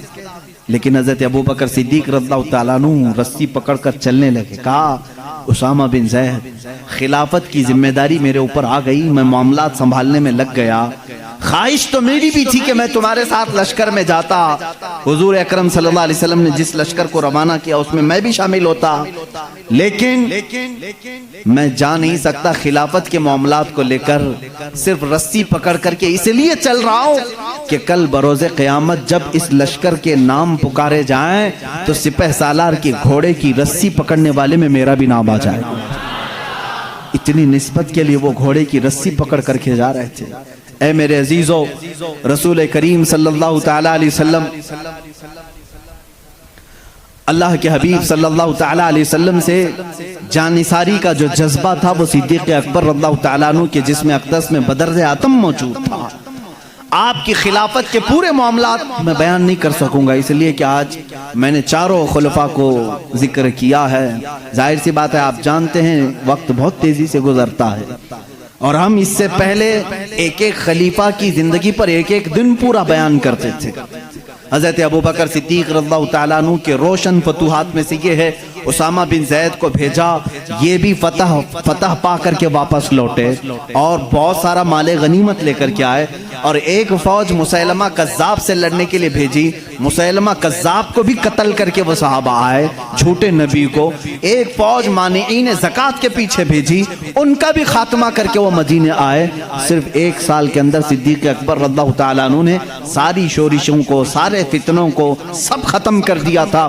اس وقت صدیق اکبر کے جذبے کو دیکھنے کا مقام تھا، اس لیے کہ ایمان اتنا مضبوط تھا حضرت ابوبکر کا، وہ اللہ کی ذات پر ایسا توکل کرتے تھے. خود بیان کرتے ہیں میں پہلے کبھی کبھار ڈرتا تھا. ایک مرتبہ کی بات ہے جب غار ثور میں میرے آقا صلی اللہ تعالیٰ علیہ وسلم آرام فرمانے کے لیے اندر آئے، حضور سیدنا صدیق اکبر نے اپنے کپڑے پھاڑ پھاڑ کر کے اس غار کو اندر سے بند کر دیا تھا کہ کوئی کیڑا مکوڑا اندر آ کر کے میرے آقا کو گزن نہ پہنچا سکے. لیکن ایک سانپ آپ کو ڈس کر کے اندر آ گیا، آپ کی ایڑی جہاں لگی تھی ایک سوراخ پر، اس کو ڈس کر کے اندر آیا۔ صدیق اکبر رضی اللہ تعالیٰ عنہ اس پورے واقعے کے گواہ ہیں، آپ خود بیان فرمائے ہیں۔ وہ سانپ حضور صلی اللہ علیہ وسلم کی زیارت کے لیے آیا تھا، وہ دیکھا حضور کو ڈسنے کے لیے نہیں، وہ دیکھ کر کے واپس چلا گیا، اور صدیق اکبر رضی اللہ تعالیٰ عنہ کے قدم پاک پر حضور اکرم صلی اللہ تعالیٰ علیہ وسلم نے اپنا لعاب پاک لگایا، شفا یابی ملی۔ حضرت ابوبکر فرماتے ہیں مجھے زندگی پر احساس ہی نہیں تھا کہ اس پیر میں سانپ نے کاٹا تھا کہ اس پیر میں کاٹا تھا، لیکن خوف کس بات کا تھا، مکہ کے کفار ڈھونڈتے ڈھونڈتے اس غار تک بھی آ گئے تھے، ان کے پیر ہمیں اندر سے نظر آنے لگ گئے۔ میں نے کہا یا رسول اللہ اب کیا ہوگا، اب کیا ہوگا؟ مشرکین مکہ ڈھونڈتے ڈھونڈتے غار کے منہ تک آ گئے تھے۔ وہ 3000 فٹ اونچا، تقریباً 5000 فٹ اونچا پہاڑ ہے۔ کفار مکہ قدموں کے نشانات دیکھے ہوں گے یا جس طرح سے بھی پہنچ گئے۔ حضرت ابوبکر صدیق فرماتے ہیں دل کی دھڑکنیں بڑھ گئی تھی، میں نے صرف اتنا کہا اب کیا ہوگا یا رسول اللہ صلی اللہ تعالیٰ علیہ وسلم۔ اللہ رب العزت نے اس واقعے کو سورہ توبہ میں ذکر فرمایا، اذ اخرجہ الذین کفروا ثانی اثنین اذ ہما فی الغار اذ یقول لصاحبہ لا تحزن ان اللہ معنا۔ یاد کرو اس دن کو جب دو میں سے ایک نے کہا غار میں کہ ہمارے ساتھ کیا ہوگا، تو دوسرے صاحب نے کہا، کس نے؟ اللہ کے رسول نے حضرت ابوبکر صدیق کے سینے پر ہاتھ رکھا، صرف ایک جملہ فرمایا، لا تحزن ان اللہ معنا، گھبرا مت ابوبکر، اللہ ہمارے ساتھ ہے۔ اس جملے کی معنویت اور اس کی تقویت اور اس کی عظمت اتنی بڑی ہے، میں سمجھتا ہوں کہ مسلمان اس ایک جملے سے آسانی سے زندگی گزار سکتا ہے۔ جب کبھی آفت آئے اتنا کہہ دینا، کروڑوں ان کے ساتھ ہوں گے لیکن مولا میرے ساتھ، لا تحزن ان اللہ معنا۔ آج بہت سارے لوگ ہم سے یہ کہتے ہیں حکومت ہمارے پاس نہیں، طاقت ہمارے پاس نہیں، اقتدار ہمارے پاس نہیں، بہت ساری طاقتیں دوسروں کے پاس ہیں، ان کے پاس دجالی نظام ہے، میڈیا ان کے پاس ہے، اخبار ان کے پاس ہیں، قوت ان کے پاس ہے، سیاست ان کے پاس ہے، سارے گرو گھنٹال ان کے پاس ہیں۔ لوگ کہتے ہیں ہمارا کیا ہوگا، میں صرف یہی کہتا ہوں ساری دنیا ان کے ساتھ ہے، اللہ ہمارے ساتھ ہے۔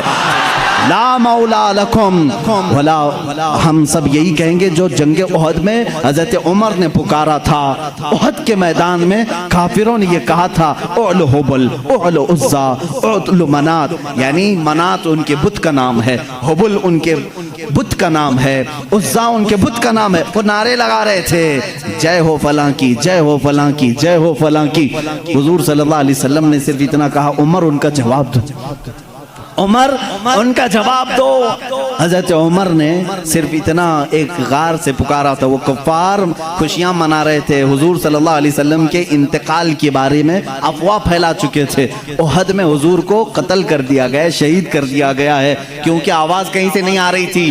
اب بہت ہو گیا تھا، جب وہ بہت ناچنے لگے، حضور پاک صلی اللہ علیہ وسلم نے حضرت عمر سے کہا جواب دو۔ وہ سب کہہ رہے تھے محمد جا چکے، ان کے ساتھی ابوبکر عمر جا چکے۔ حضرت عمر نے احد پہاڑ سے آواز دی، اے کفار اب بھی عمر زندہ ہے، ابوبکر زندہ ہے، محمد صلی اللہ علیہ وسلم زندہ ہے، اور تمہارے سینوں میں گڑتے رہیں گے، تمہاری آنکھوں میں چبھتے رہیں گے۔ اور یوں فرمایا اللہ مولانا ولا مولا لکم، یاد رکھو ساری دنیا کے بت تمہارے ساتھ ہوں گے، اللہ ہمارا مددگار ہے، تمہارا کوئی مددگار نہیں۔ حسبنا اللہ ونعم الوکیل، نعم المولا ونعم النصیر۔ اے مسلمانوں صرف اتنی بات یاد رکھنا، اللہ ہمارے لیے کافی ہے، کیا ہی بہترین وکیل ہے اور کیا ہی بہترین مددگار ہے۔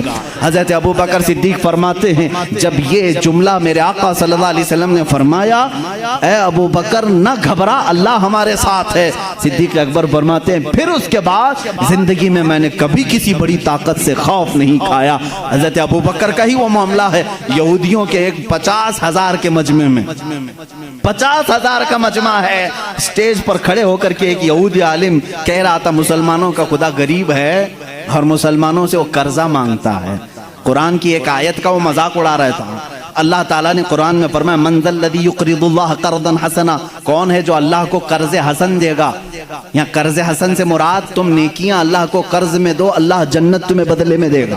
لیکن وہ یہودی مذاق اڑا رہا تھا، مسلمانوں کا خدا تو دیکھو غریب ہے، مسلمانوں سے قرضہ مانگ رہا ہے. صدیق اکبر سے برداشت نہیں ہوا، مجمع میں تھے، ممبر پر کھڑے ہو گئے اسٹیج پر، اس کا دامن پکڑا اور 2 تھپڑ رسید کر دی. مجمع ان کا ہے، پبلک ان کی ہے، مار توڑ ہو سکتی تھی، لیکن اس وقت بھی صدیق اکبر کا ایمان تھا. 50,000 ان کے ساتھ ہے مگر قوت پروردگار میرے ساتھ ہے.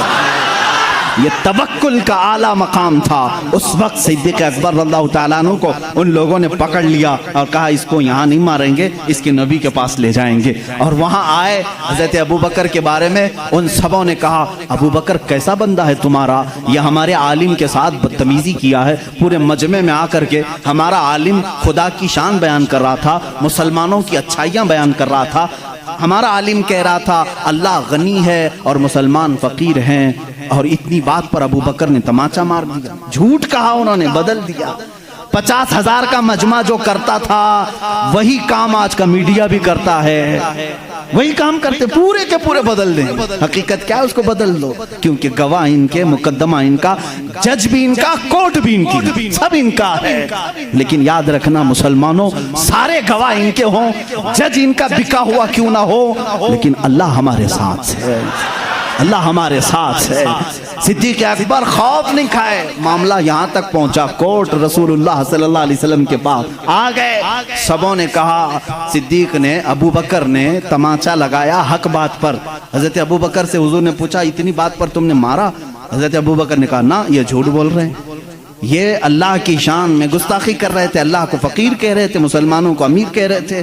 کہہ رہا تھا یہ ظالم کہ اللہ ان کا غریب ہے، قرضہ مانگتا ہے، اس لیے مجھے برداشت نہیں ہوا، مارا میں نے.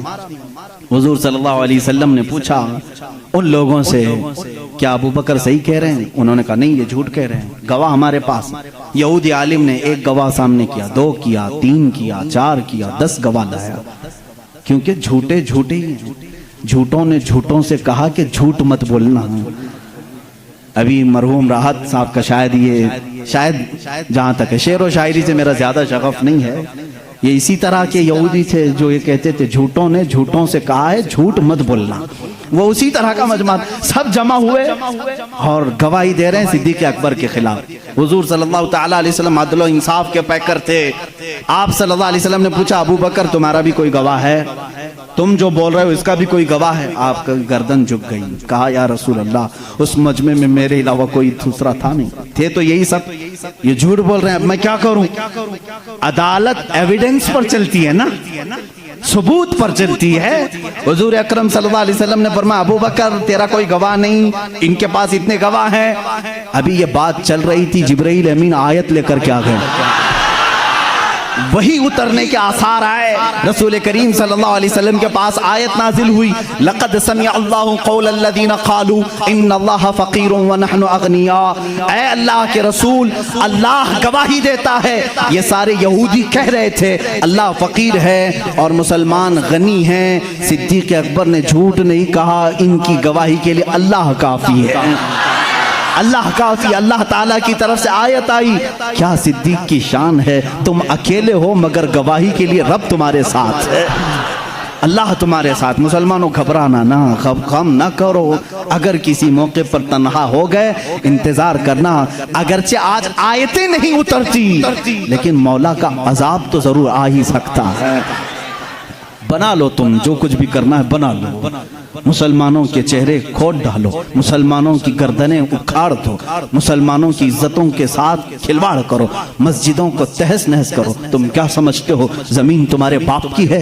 یہ اللہ کی زمین ہے، یہ اللہ کی زمین ہے. ان الارض یورثها، اللہ تعالیٰ اپنی زمین کا وارث جسے چاہتا ہے بناتا ہے. یہ اور بات ہے کہ ہم آج عمل کے کچے ہو چکے ہیں، ہم نے خود مسجدوں سے منہ موڑ لیا تھا. ہو سکتا ہے ہمارے مولا نے ہم سے مسجدیں لے کر ان کو دی ہوں، مگر میں جانتا ہوں مسجد کی وہ سرزمین تحت الثری سے لے کر عرش اعظم تک مسجد ہی رہے گی، اور رب ذوالجلال کے ہاں فیصلہ تو ہوگا.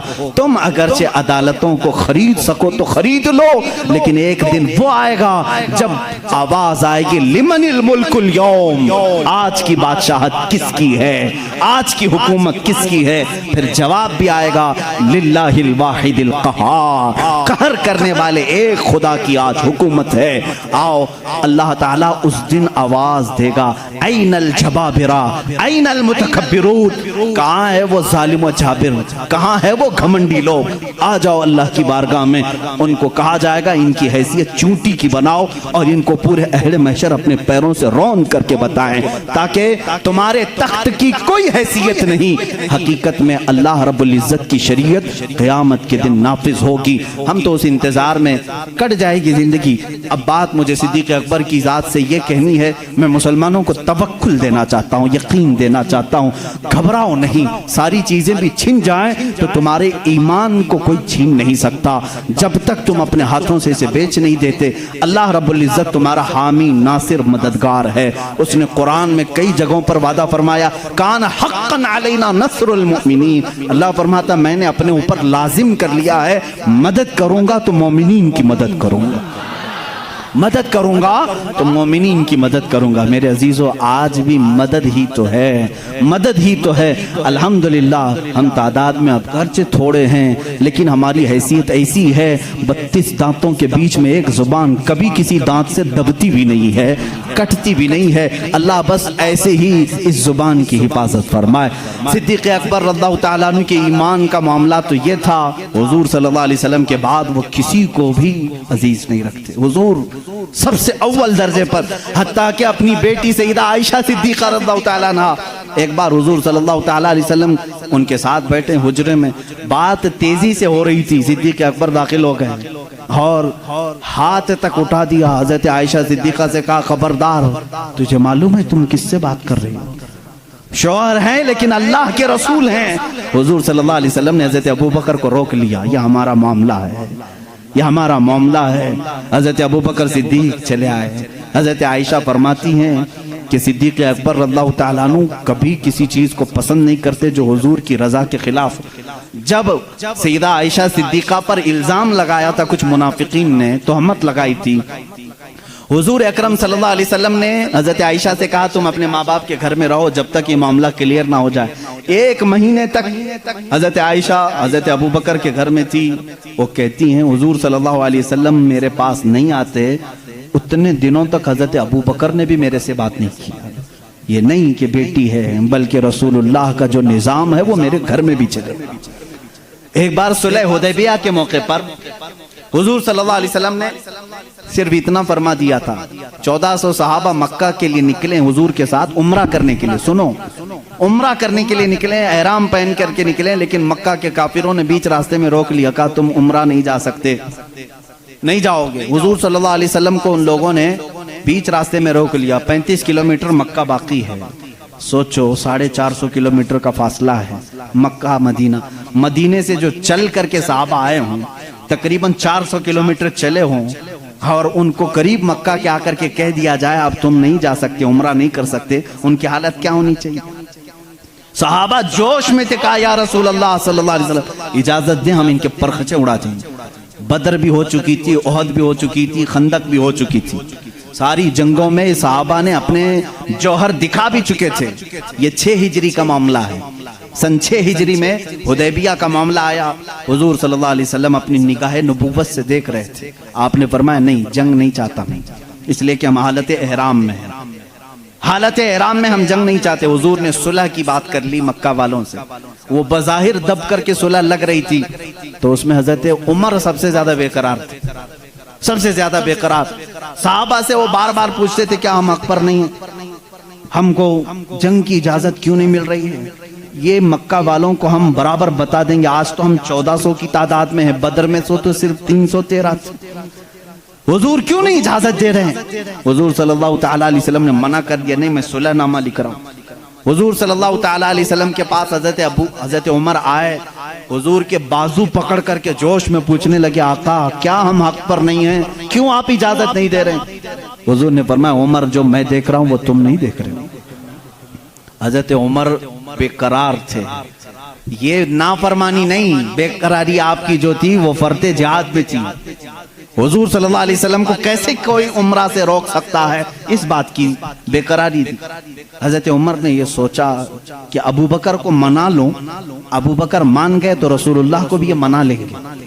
حضرت ابو بکر کے پاس آئے، صدیق اکبر رضی اللہ تعالیٰ عنہ کو انہوں نے زور سے کہا، اے ابو بکر، آپ نہیں دیکھ رہے ہم 1400 کی تعداد میں اور رسول اللہ صلی اللہ علیہ وسلم صلح لکھ رہے ہیں مکہ والوں کے ساتھ، صلح، وہ بھی ایسی صلح کہ ہماری اس میں عزت نہیں ہے۔ مکہ والے ایسی صلح لکھا رہے تھے کہ جس میں ان کے ہی فائدے تھے، مدینے والوں کے فائدے نہیں تھے۔ حضرت عمر بار بار کہہ رہے تھے، حضرت ابو بکر صدیق کو چلا لایا، ان کے ہاتھ جھٹک دیے۔ حضرت ابو بکر صدیق نے کہا، الزم غرضک یا عمر، اے عمر اپنا ہوش سنبھال، تو کس کے فیصلے پر بات کر رہا ہے؟ وہ محمد الرسول اللہ صلی اللہ تعالیٰ علیہ وسلم، اللہ کے رسول صلی اللہ علیہ وسلم جنگ کہیں تو جنگ ہے، صلح کہیں تو صلح ہے۔ میرا ایمان ہے کہ رسول جو کرتے ہیں وہ اپنی طبیعت سے نہیں، وہ وحی الہی سے کرتے ہیں۔ حضرت عمر نے کہا، اس دن مجھے احساس ہوا کہ ایمان کیا ہے، رسول اللہ کی ہر بات کو من عن تسلیم کرنا، یہ صدیق اکبر سے سیکھو۔ اس صلح کو حضرت عمر نے تسلیم کیا۔ یہ صدیق اکبر رضی اللہ تعالیٰ عنہ کی ذات طیبہ تھی۔ میرے عزیزو، اگر انہی پر پوری بات ختم ہو جائے گی، میرا وقت نکل جائے گا۔ سیدنا ابو بکر صدیق رضی اللہ تعالیٰ عنہ تقریباً 2 سال اور چند ماہ آپ نے خلافت کے امور کو سنبھالا، اور آپ کی عمر مبارکہ 60 سال سے تجاوز کر چکی تھی، 63 سال کے قریب آپ کی بھی عمر مبارکہ تھی۔ ٹھنڈیوں کی وجہ سے آپ غسل فرمائے اور اسی میں بیمار ہوئے۔ جمادی الاخر کا مہینہ تھا، جمادی الاخر کی 18 تاریخ تھی، جب سیدنا ابو بکر صدیق رضی اللہ تعالیٰ عنہ اپنے چند صحابہ کو جمع کیا اور کیا وصیت کی جانتے ہیں؟ کہ یہ میرا آخری وقت ہے، میں خلافت کو 6 صحابہ کے حوالے کر کے جا رہا ہوں جو عشرہ مبشرہ میں سے تھے۔ حضرت عثمان تھے، حضرت علی تھے، حضرت عمر تھے، حضرت طلحہ تھے، حضرت عبد الرحمن بن عوف تھے، یہ صحابہ، سعد رضی اللہ تعالیٰ عنہ تھے۔ یہ صحابہ کے حوالے کر کے جاتے ہیں، یہ آپس میں جس کو خلیفہ بنائے، اے مسلمانوں تم اس کو خلیفہ مان لینا۔ دیکھیں خلافت کے معاملات کیسے چل رہے ہیں، وہ میں آج آپ کو ڈیٹیل میں لے جا رہا ہوں۔ یہ 18 جمادی الاخر کی تاریخ تھی جب حضرت ابو بکر صدیق رضی اللہ تعالیٰ عنہ اپنے گھر والوں کے ساتھ بیٹھے، آخری وصیت یہ کرتے ہیں، میرا انتقال ہو جائے، مجھے غسل دیا جائے، کفن دیا جائے، تو دفن کرنے سے پہلے میرے جنازے کو رسول کریم صلی اللہ علیہ وسلم کے حجرے کے سامنے لا کر رکھنا۔ حضور صلی اللہ علیہ وسلم کا مزار اقدس کہاں تھا؟ عائشہ صدیقہ کا حجرہ تھا، اور دروازہ لگتا تھا، وہ ایک کمرہ تھا، دروازہ تھا۔ حضرت ابو بکر کہتے ہیں اس دروازے کے پاس جنازے کو لا کر رکھ دینا، اور خبردار کہیں لے جا کر کے اٹھا کر دفن نہ کرنا، بلکہ باہر کھڑے ہو کر کے اجازت مانگنا۔ اے اللہ کے رسول، تمہارا رفیق، تمہارا دوست آپ کے بغل میں دفن ہونے کی اجازت مانگتا ہے، اگر رسول کریم صلی اللہ علیہ وسلم اجازت دے دیں تو مجھے حضور کے پہلو میں دفن کر دینا۔ یہ ہو سکتا ہے میرے عزیزوں، اس بات کو شاید وہاں بھی سن رہے ہوں گے تو تڑپ جانا چاہیے کہ صدیق اکبر نے یہ نہیں کہا، صحابہ نے بھی یہ نہیں پوچھا اجازت، قبر والے سے کیسے اجازت؟ وہ رسول پاک قبر میں ہے، اور کہنے والا کوئی عام آدمی نہیں، ابو بکر صدیق ہے، خلیفۃ المسلمین ہے رضی اللہ عنہ۔ صحابہ نے بھی کچھ بھی کہا نہیں، ٹھیک ہے، سب کو شاید عقیدہ وہی تھا جو آج بریلی کے امام نے ہمیں دیا ہے۔ صحابہ کا عقیدہ وہی تھا، تو زندہ ہے واللہ، تو زندہ ہے واللہ، میری چشم عالم سے چھپ جانے والے۔ اسی لیے انہوں نے نہیں کہا، پوچھا نہیں۔ وفات ہو گئی، غسل کے بعد، تجہیز تکفین کے بعد جنازہ لایا گیا، اور ان کے مطابق صحابہ نے دروازے کے باہر کھڑے ہو کر کے پوچھا بھی، اے اللہ کے رسول، آپ کا رفیق، آپ کا خلیل، آپ کا یار غار آپ کے پہلو میں دفن ہونا چاہتا ہے۔ صحابہ کا عقیدہ دیکھو، ملاحظہ کرو۔ اس وقت فرماتے ہیں صحابہ باہر تھے، اچانک دروازے کی چٹخنی کھلی، دروازہ کھل گیا، قبر اطہر سے آواز آئی، ادخل الحبیب الی الحبیب، حبیب کو حبیب کے ساتھ داخل کرو۔ عزیزان گرامی، رسول کریم صلی اللہ تعالیٰ علیہ وسلم کی اس آواز کو کون نہیں پہچانتا تھا؟ صدیق اکبر رضی اللہ تعالیٰ عنہ کو اجازت کے بعد دفن کیا گیا ہے۔ حضور اکرم صلی اللہ تعالیٰ علیہ وسلم کے پہلو میں وہ آرام فرمائے ہیں۔ صدیق اکبر کی کیا ذات ہے میرے عزیزو، دنیا میں تھے تو رسول کے ساتھ رہے، قبر میں ہیں تو رسول کے ساتھ ہیں۔ میرے آقا نے فرمایا قیامت کی سور پھونکنے کے بعد دنیا کی سرزمین سے سب سے پہلے اٹھنے والا میں ہوں گا، دوسرے نمبر پر ابو بکر صدیق ہوں گے، تیسرے حضرت عمر ہوں گے۔ حضور خود فرماتے ہیں اے لوگوں تمہیں معلوم ہے محشر کے میدان میں میں کس طرح سے آؤں گا؟ میرے آقا فرماتے ہیں میں اپنی قبر سے اٹھوں گا، ابو بکر و عمر اٹھیں گے، میں دونوں کے ہاتھوں پر دونوں کے کندھوں پر اپنا ہاتھ رکھ کر کے میدان محشر میں آؤں گا۔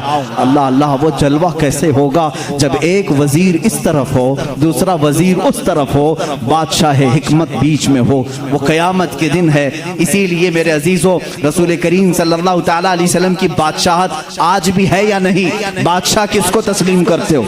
بادشاہ کس کو مانتے ہو؟ رسول کریم صلی اللہ علیہ وسلم کو۔ ایک محقق نے بڑے اچھے انداز میں مجھ سے ایک بات کہی تھی کہ دنیا کا نظام ہے کہ جب بادشاہ کرسی پہ ہوتا ہے تو وزیر اس کے پہلو میں ہوتے ہیں، وزیر ادھر ہے، ادھر کوئی وزیر بیٹھا ہے۔ بادشاہ جب اٹھ کے چلا گیا تو وزیر بھی چلے جاتے ہیں، وزیروں کی کرسیاں بھی خالی ہوتی۔ بادشاہ جب تک بیٹھا ہے وزیر بھی بیٹھے ہوئے ہیں، جب تک بادشاہ کرسی پر ہے وزیر بھی ہیں۔ وزیروں کا اگل بغل ہونا بھی اس بات کی علامت ہے کہ نظام سلطنت چل رہا ہے، نظام سلطنت چل رہا ہے۔ اے لوگو تم کس خام خیالی میں ہو؟ کیوں کسی کی جے وجے پکارتے ہو؟ کیوں کسی کو بادشاہ تسلیم کرتے ہو؟ اللہ کے حبیب محمد الرسول اللہ صلی اللہ علیہ وسلم دنیا میں جب تھے تب وہ شاہ تھے، وہ بادشاہ تھے۔ اپنی قبر اطہر میں جب گئے تو ایک پہلو میں صدیق اکبر لیٹے ہیں اور آگے کے پہلو میں عمر فاروق لیٹے ہیں۔ یہ اس بات کی علامت ہے وزیر اب بھی اگل بغل ہیں اور بادشاہ اپنی کرسی بادشاہت پر قائم ہے۔ وہ زندہ ہے واللہ، تو زندہ ہے واللہ، میری چشم عالم سے چھپ جانے والے۔ جب تک یہ قبروں کا منظر قائم رہے گا سمجھنا رسول اللہ کی بادشاہت قائم رہے گی۔ آئی نئی حکومت، سکہ نیا چلے گا، عالم میں رنگ بدلا، صبح شب ولادت بجھ گئی جس کے آگے سبھی مشعلیں، شمع وہ لے کر آیا ہمارا نبی۔ میرے عزیزو، اس نبی کا دور ختم نہیں ہوا، اس نبی کا دور اب بھی باقی ہے، اس نبی کا دور اب بھی باقی ہے۔ رسول کریم صلی اللہ علیہ وسلم کے جانثار صحابہ، صدیق اکبر اللہ تعالیٰ عنہ کی وفات کے بعد جو صحابہ موجود تھے انہوں نے مشورے سے، جو 6 صحابہ تھے، مشورے سے بالاتفاق سیدنا عمر ابن خطاب رضی اللہ تعالیٰ عنہ کے ہاتھ میں بیعت کر لی۔ یہ جمادی الاخر کا مہینہ تھا، 13ویں ہجری تھی۔ یہاں سے حضرت عمر فاروق نے نظام خلافت کو سنبھالا۔ آپ کا دور اتنا سنہرا ہے، اتنا سنہرا ہے، وہ عمر جس کے آداب پہ شیدا سقر، عز و شان عدالت پہ لاکھوں سلام۔ عزیزان گرامی، اس عمر کی ہم بات کرنے چلے ہیں جس کے متعلق میرے نبی نے خود فرمایا جس راستے سے عمر چلتے ہیں شیطان اس راستے پہ نہیں آتا ہے۔ جہاں تک عمر کی خوشبو جاتی ہے شیطان اس سے دور بھاگتا ہے۔ لو کان بعدی نبیا لکان عمر بن خطاب۔ حضور صلی اللہ علیہ وسلم فرماتے ہیں اگر میرے بعد کوئی نبی ہو سکتا تو عمر ابن خطاب ہوتے، لیکن میں خاتم النبیین ہوں، میرے بعد کوئی نبی نہیں آ سکتا۔ اس لیے کہ عمر فاروق رضی اللہ تعالیٰ عنہ کی زبان پاک ایسے مشورے ہوتے تھے، کئی مرتبہ کا معاملہ ایسا ہے لوگ الگ الگ مشورے دیتے، حضرت عمر جو مشورہ دیتے تھے اسی کے مطابق قرآن کی آیت آ جاتی تھی۔ الموافق رأیہ للوحی والکتاب، آپ کا لقب دیا گیا۔ پردے کے معاملات جو آئے عورتوں پر یہ حضرت عمر کے مشورے سے آئے، اذان دینے کے جو الفاظ ہیں یہ حضرت عمر کے مشورے سے ہیں۔ یہ تمام معاملات میں حضرت عمر نے خود مشورہ دیا تھا اور اللہ نے حکم بھی ویسے ہی نازل فرمایا۔ اور حدیث میں یہ ملتا ہے کہ عمر کی زبان پر اللہ کے کلمے ہوتے ہیں۔ اللہ رب العزت کی جو صداقت ہے، جو حقانیت ہے، وہ حضرت عمر فاروق کی زبان پر قائم ہوتی۔ سیدنا عمر فاروق رضی اللہ تعالیٰ عنہ نے 10 سال خلافت کے اس نظام کو سنبھالا۔ کتنے؟ 10 سال۔ لیکن آپ کا نظام ایسا تھا، آج پوری دنیا میں لاکھوں عمر ہوں گے لیکن صرف اگر آپ عمر کہو گے تو ذہن پہلے عمر ابن خطاب کی طرف جائے گا۔ لاکھوں عمر آئے گئے اس کے بعد، لیکن صرف اگر عمر کہو گے یا عمر فاروق کہو گے، کسی کا ذہن دوسرے عمر کی طرف نہیں جاتا، اسی رسول کے عمر کی طرف جاتا ہے۔ اپنے تو اپنے، غیروں نے بھی مثال تھی، غیروں نے بھی مثال تھی ہندوستان کی۔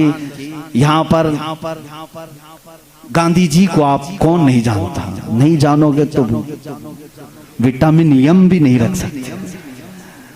گاندھی جی نے خود اپنے تحریر میں لکھا ہے، موجود ہے یہ بات، موہن داس کرم چند گاندھی کی بات کر رہا ہوں کہ میرے پاس ہمارے پرانے لوگوں کی تاریخ پیش کرنے کے لیے کوئی چیز نہیں ہے، کیونکہ جن بھگوانوں کا تذکرہ آج کیا جاتا ہے، گاندھی جی نے کہا مجھے معلوم نہیں وہ حقیقت میں تھے بھی کہ نہیں تھے۔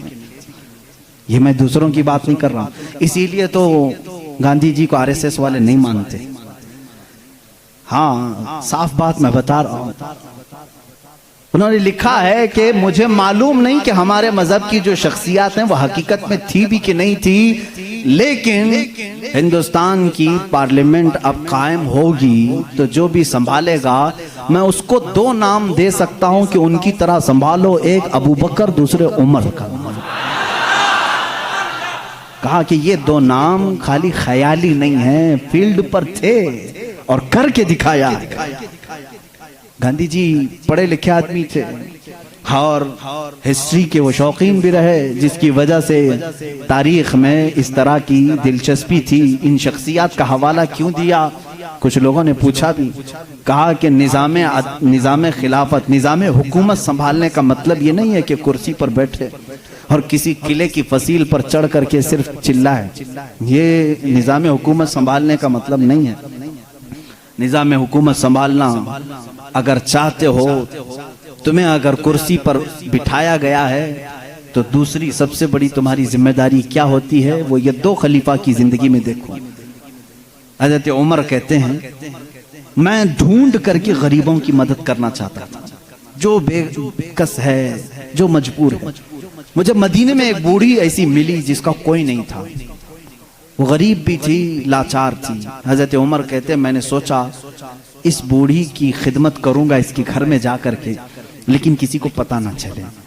حضرت عمر کہتے ہیں میں صبح جب گیا اس کے گھر پر، اس کے گھر کا کچرا پورا صاف تھا، برتن دھوئے ہوئے تھے، اس کا بستر جھاڑا ہوا، لیکن وہ عورت اپنے بستر سے اٹھنے کے بھی قابل نہیں تھی، بوڑھی عورت تھی۔ حضرت عمر کہتے ہیں دوسرے دن میں گیا، پھر صاف ستھرا تھا، یہ بوڑھی عورت کیسے کام کر جاتی ہے اپنے گھر کے؟ تیسرے دن وہ کہتے ہیں میں فجر کی نماز سے پہلے چھپ کر دیکھنا چاہتا تھا یہ عورت اپنے ہاتھوں سے کیسے گھر کی صفائی کرتی، لیکن وہ کہتے ہیں میں چونک گیا۔ دروازے پر ایک کوئی شخص آیا، کمبل اوڑے ہوئے، جلدی جلدی جھاڑو جھاڑ رہا ہے، برتن مانج رہا ہے، بستر سلیقے سے لگا رہا ہے۔ اذان ہوئی اور فوراً باہر نکلا۔ حضرت عمر کہتے ہیں میں اس پر اسرار خادم کو دیکھنے کے لیے آگے بڑھا، کمبل اٹھایا تو وہ صدیق اکبر تھے، خلیفۃ المسلمین، وقت کا خلیفہ۔ اسی لیے تو غیروں نے متاثر ہو کر کے کہا دن میں اگر وہ نظام خلافت سنبھالتے تھے تو رات کو اپنی رعایا کی خبر گیری بھی کرتے تھے، رات کو اپنی رعایا کی خبر گیری کرتے تھے۔ یہی حال سیدنا عمر ابن خطاب کا ہے۔ حضرت عمر رضی اللہ تعالیٰ عنہ گشت کرتے تھے مدینے کی گلیوں میں۔ ایک بار تو ایسا ہوا کہ ملک شام سے واپس آ رہے تھے، حضرت عمر ایک گھر کے پاس رک گئے، اس گھر کی عورت جانتی نہیں تھی۔ حضرت عمر اس طرح سے اجنبی لوگوں کو پوچھتے بھی رہتے تھے۔ یہ فوٹو میڈیا اور سوشل میڈیا کا دور بھی نہیں تھا کہ ہر بادشاہ کا روزانہ فوٹو چھپنا لازم ہو، نہیں جانتے تھے، بہت سارے لوگ چہرے سے بھی نہیں واقف ہوتے تھے۔ حضرت عمر وہاں رک گئے، اس خاتون سے پوچھا خلیفۃ المسلمین عمر ابن خطاب کے بارے میں جانتی ہو؟ وہ کہتی ہاں جانتی ہوں، بہت اچھا آدمی، لیکن میری اس کو خبر نہیں، میری اس کو خبر نہیں۔ کہا کیوں؟ کہا مجھ تک اس کا غلہ پہنچا نہیں ہے، میرے گھر میں بھی فاقہ ہے۔ حضرت عمر نے کہا عمر امیر المومنین وہ مدینے میں رہتا ہے، تیرے تک خبر کیسے پہنچے گی؟ اتنی دور تو رہتی ہے ملک شام کے راستے میں۔ اس بوڑھی عورت نے کہا اگر اس کو یہاں تک کی خبر نہیں پہنچ سکتی تو اسے خلیفہ بھی نہیں بننا چاہیے۔ اگر اتنے دور کی کسی غریب کی خبر اس کو نہیں پہنچتی تو اسے خلیفہ بھی نہیں ہونا چاہیے۔ حضرت عمر اس رات اتنا روئے کہ ان کی داڑھی بھیگ گئی۔ سچ کہا اس خاتون نے، گئے بازار سے سامان خرید کر اپنے کندھے پر اٹھا لائے اور اس عورت کے گھر پہنچایا۔ ایک گھر مدینے کا ایسا بھی آپ نے دیکھا جہاں رات کو عورت اپنے بچوں کو تھپک کر سلاتی تھی اور ہانڈی میں کچھ جل رہا ہوتا تھا، آگ لگی ہے، ہانڈی میں پکنے کی آواز آتی۔ حضرت عمر دیکھ رہے تھے، آواز سن رہے تھے، بچوں کو ماں کہہ رہے سو جاؤ سو جاؤ، بچے کہہ رہے ماں تو روزانہ یہی بول کے سلاتی ہے، 2 دن سے پک رہا ہے، کب پکتا ہے، ہم رات کو بھوکے سو جاتے۔ حضرت عمر دستک دیتے ہیں، اس گھر والی سے پوچھتے ہیں کیا معاملہ ہے؟ کہا گھر میں کچھ بھی نہیں۔ پھر یہ ہانڈی میں کیا ہے؟ کہا پانی اور پتھر رکھی ہوں بچوں کو بہلانے کے لیے کہ اسی آس میں سو جائیں گے۔ حضرت عمر رضی اللہ تعالیٰ عنہ فرماتے ہیں مجھے اس کی خبر نہیں ہوئی، بیت المال میں گئے، پورا تھیلا اٹھایا آٹم کا، اناج کا، اپنے کندھے پر لے کر نکلے۔ ان کے غلام نے کہا یہ ہمیں دے دیں، ہم لے کر چلتے ہیں۔ سختی سے کہا قیامت کے دن کیا تو میرے اعمال کا بوجھ اٹھا پائے گا؟ مجھے اٹھانے دے۔ لے کر کے آئے، نقاب باندھے ہوئے تھے اپنے چہرے پر۔ اس خاتون سے کہا میں روٹیاں پکاتا ہوں۔ گھر میں داخل ہو کر آٹا گوندھا، روٹیاں پکائی، بچوں کو جگایا، ان کا منہ دھویا اور روٹیاں انہیں پروسنے لگے۔ وہ خاتون کی آنکھوں میں آنسو آ گئے۔ کہا تجھ جیسا فرشتہ اللہ نے اتارا ہے، میرے گھر کئی دنوں کے بعد غذا آئی ہے۔ اس خاتون سے حضرت عمر نے پوچھا عمر کے بارے میں تمہارا کیا خیال ہے؟ عمر کے بارے میں تمہارا کیا خیال ہے؟ وہ کہتی ہے بہت نیک ہے، خلیفہ رسول ہے، لیکن کیا کروں مجھ جیسی غریب کی فریاد شاید اس تک نہیں پہنچی۔ اگر میرے بچے بھوکے مر گئے تو میں قیامت کے دن یہ شکایت ضرور کروں گی۔ حضرت عمر ہچکیاں لگ گئیں، زور سے ہچکیاں آ گئیں حضرت عمر کو۔ وہ خاتون کہنے لگی میرے بھائی تجھے کیوں اس بات کا خوف ہے؟ تجھے کیوں اس بات کا ڈر ہے؟ تو کیوں رو رہا ہے؟ حضرت عمر جن کی آنکھیں لال ہو چکی تھی، غم کی وجہ سے بدن پہ کپ کپی تھی، نقاب ہٹایا، اس خاتون کو کہا عمر ابن خطاب میں ہی ہوں۔ وہ خاتون مچل گئی اور کہا اے رب ذوالجلال تو گواہ ہو جا، میں عمر کی یہاں پر بھی گواہی دیتا ہوں اور قیامت کے دن بھی گواہی دوں گی کہ اگر کسی غریب کی خبر گیری کوئی کر سکتا ہے تو وہ عمر ابن خطاب ہے۔ 1 سال پورے مدینے میں قحط آ گیا، وہ پورے سال تک حضرت عمر فاروق نے سالن نہیں کھایا، روٹی کو پانی میں بھگوتے تھے، کھاتے تھے۔ لوگ کہتے تھے آپ کیوں نہیں کھا رہے ہیں، آپ خلیفہ ہیں؟ کہتے تھے قحط کا دور ہے، پتہ نہیں کون بھوکا ہے اور کون کھایا ہے، میں اس وقت تک نرم نہیں کھاؤں گا جب تک میری پوری رعایا خوشحال نہ ہو جائے۔ حضرت عمر کا یہ نظام تھا، جس کے بعد حالات ایسے ہو گئے، صرف 2.5 سال کے بعد، صرف 2.5 سال کی خلافت کے بعد مدینے کے حالات یہ تھے میرے عزیزو، مدینے والے اپنی زکوٰۃ لے کر باہر آتے تھے، لینے والا کوئی نہیں تھا، زکوٰۃ لینے والا کوئی نہیں، سب زکوٰۃ دینے والے تھے۔ سیدنا عمر ابن خطاب رضی اللہ تعالیٰ عنہ نے اتنا کیپیبل کر دیا تھا، حضرت معاذ بن جبل یمن سے وہاں کا مال غنیمت مدینے میں بھیجتے ہیں حضرت عمر کے پاس کہ مدینے کے غربا اور مساکین میں یہ بانٹ دیں۔ بہت مال آیا تھا، حضرت عمر نے وہ زکوٰۃ کے مال کو حضرت معاذ بن جبل پر یہ کہہ کر کے واپس کر دیا، مدینے میں اب کوئی فقیر نہیں رہ گیا، سب زکوٰۃ نکالتے ہیں، اس کا کوئی مستحق نہیں، یمن میں ہی بانٹ دو۔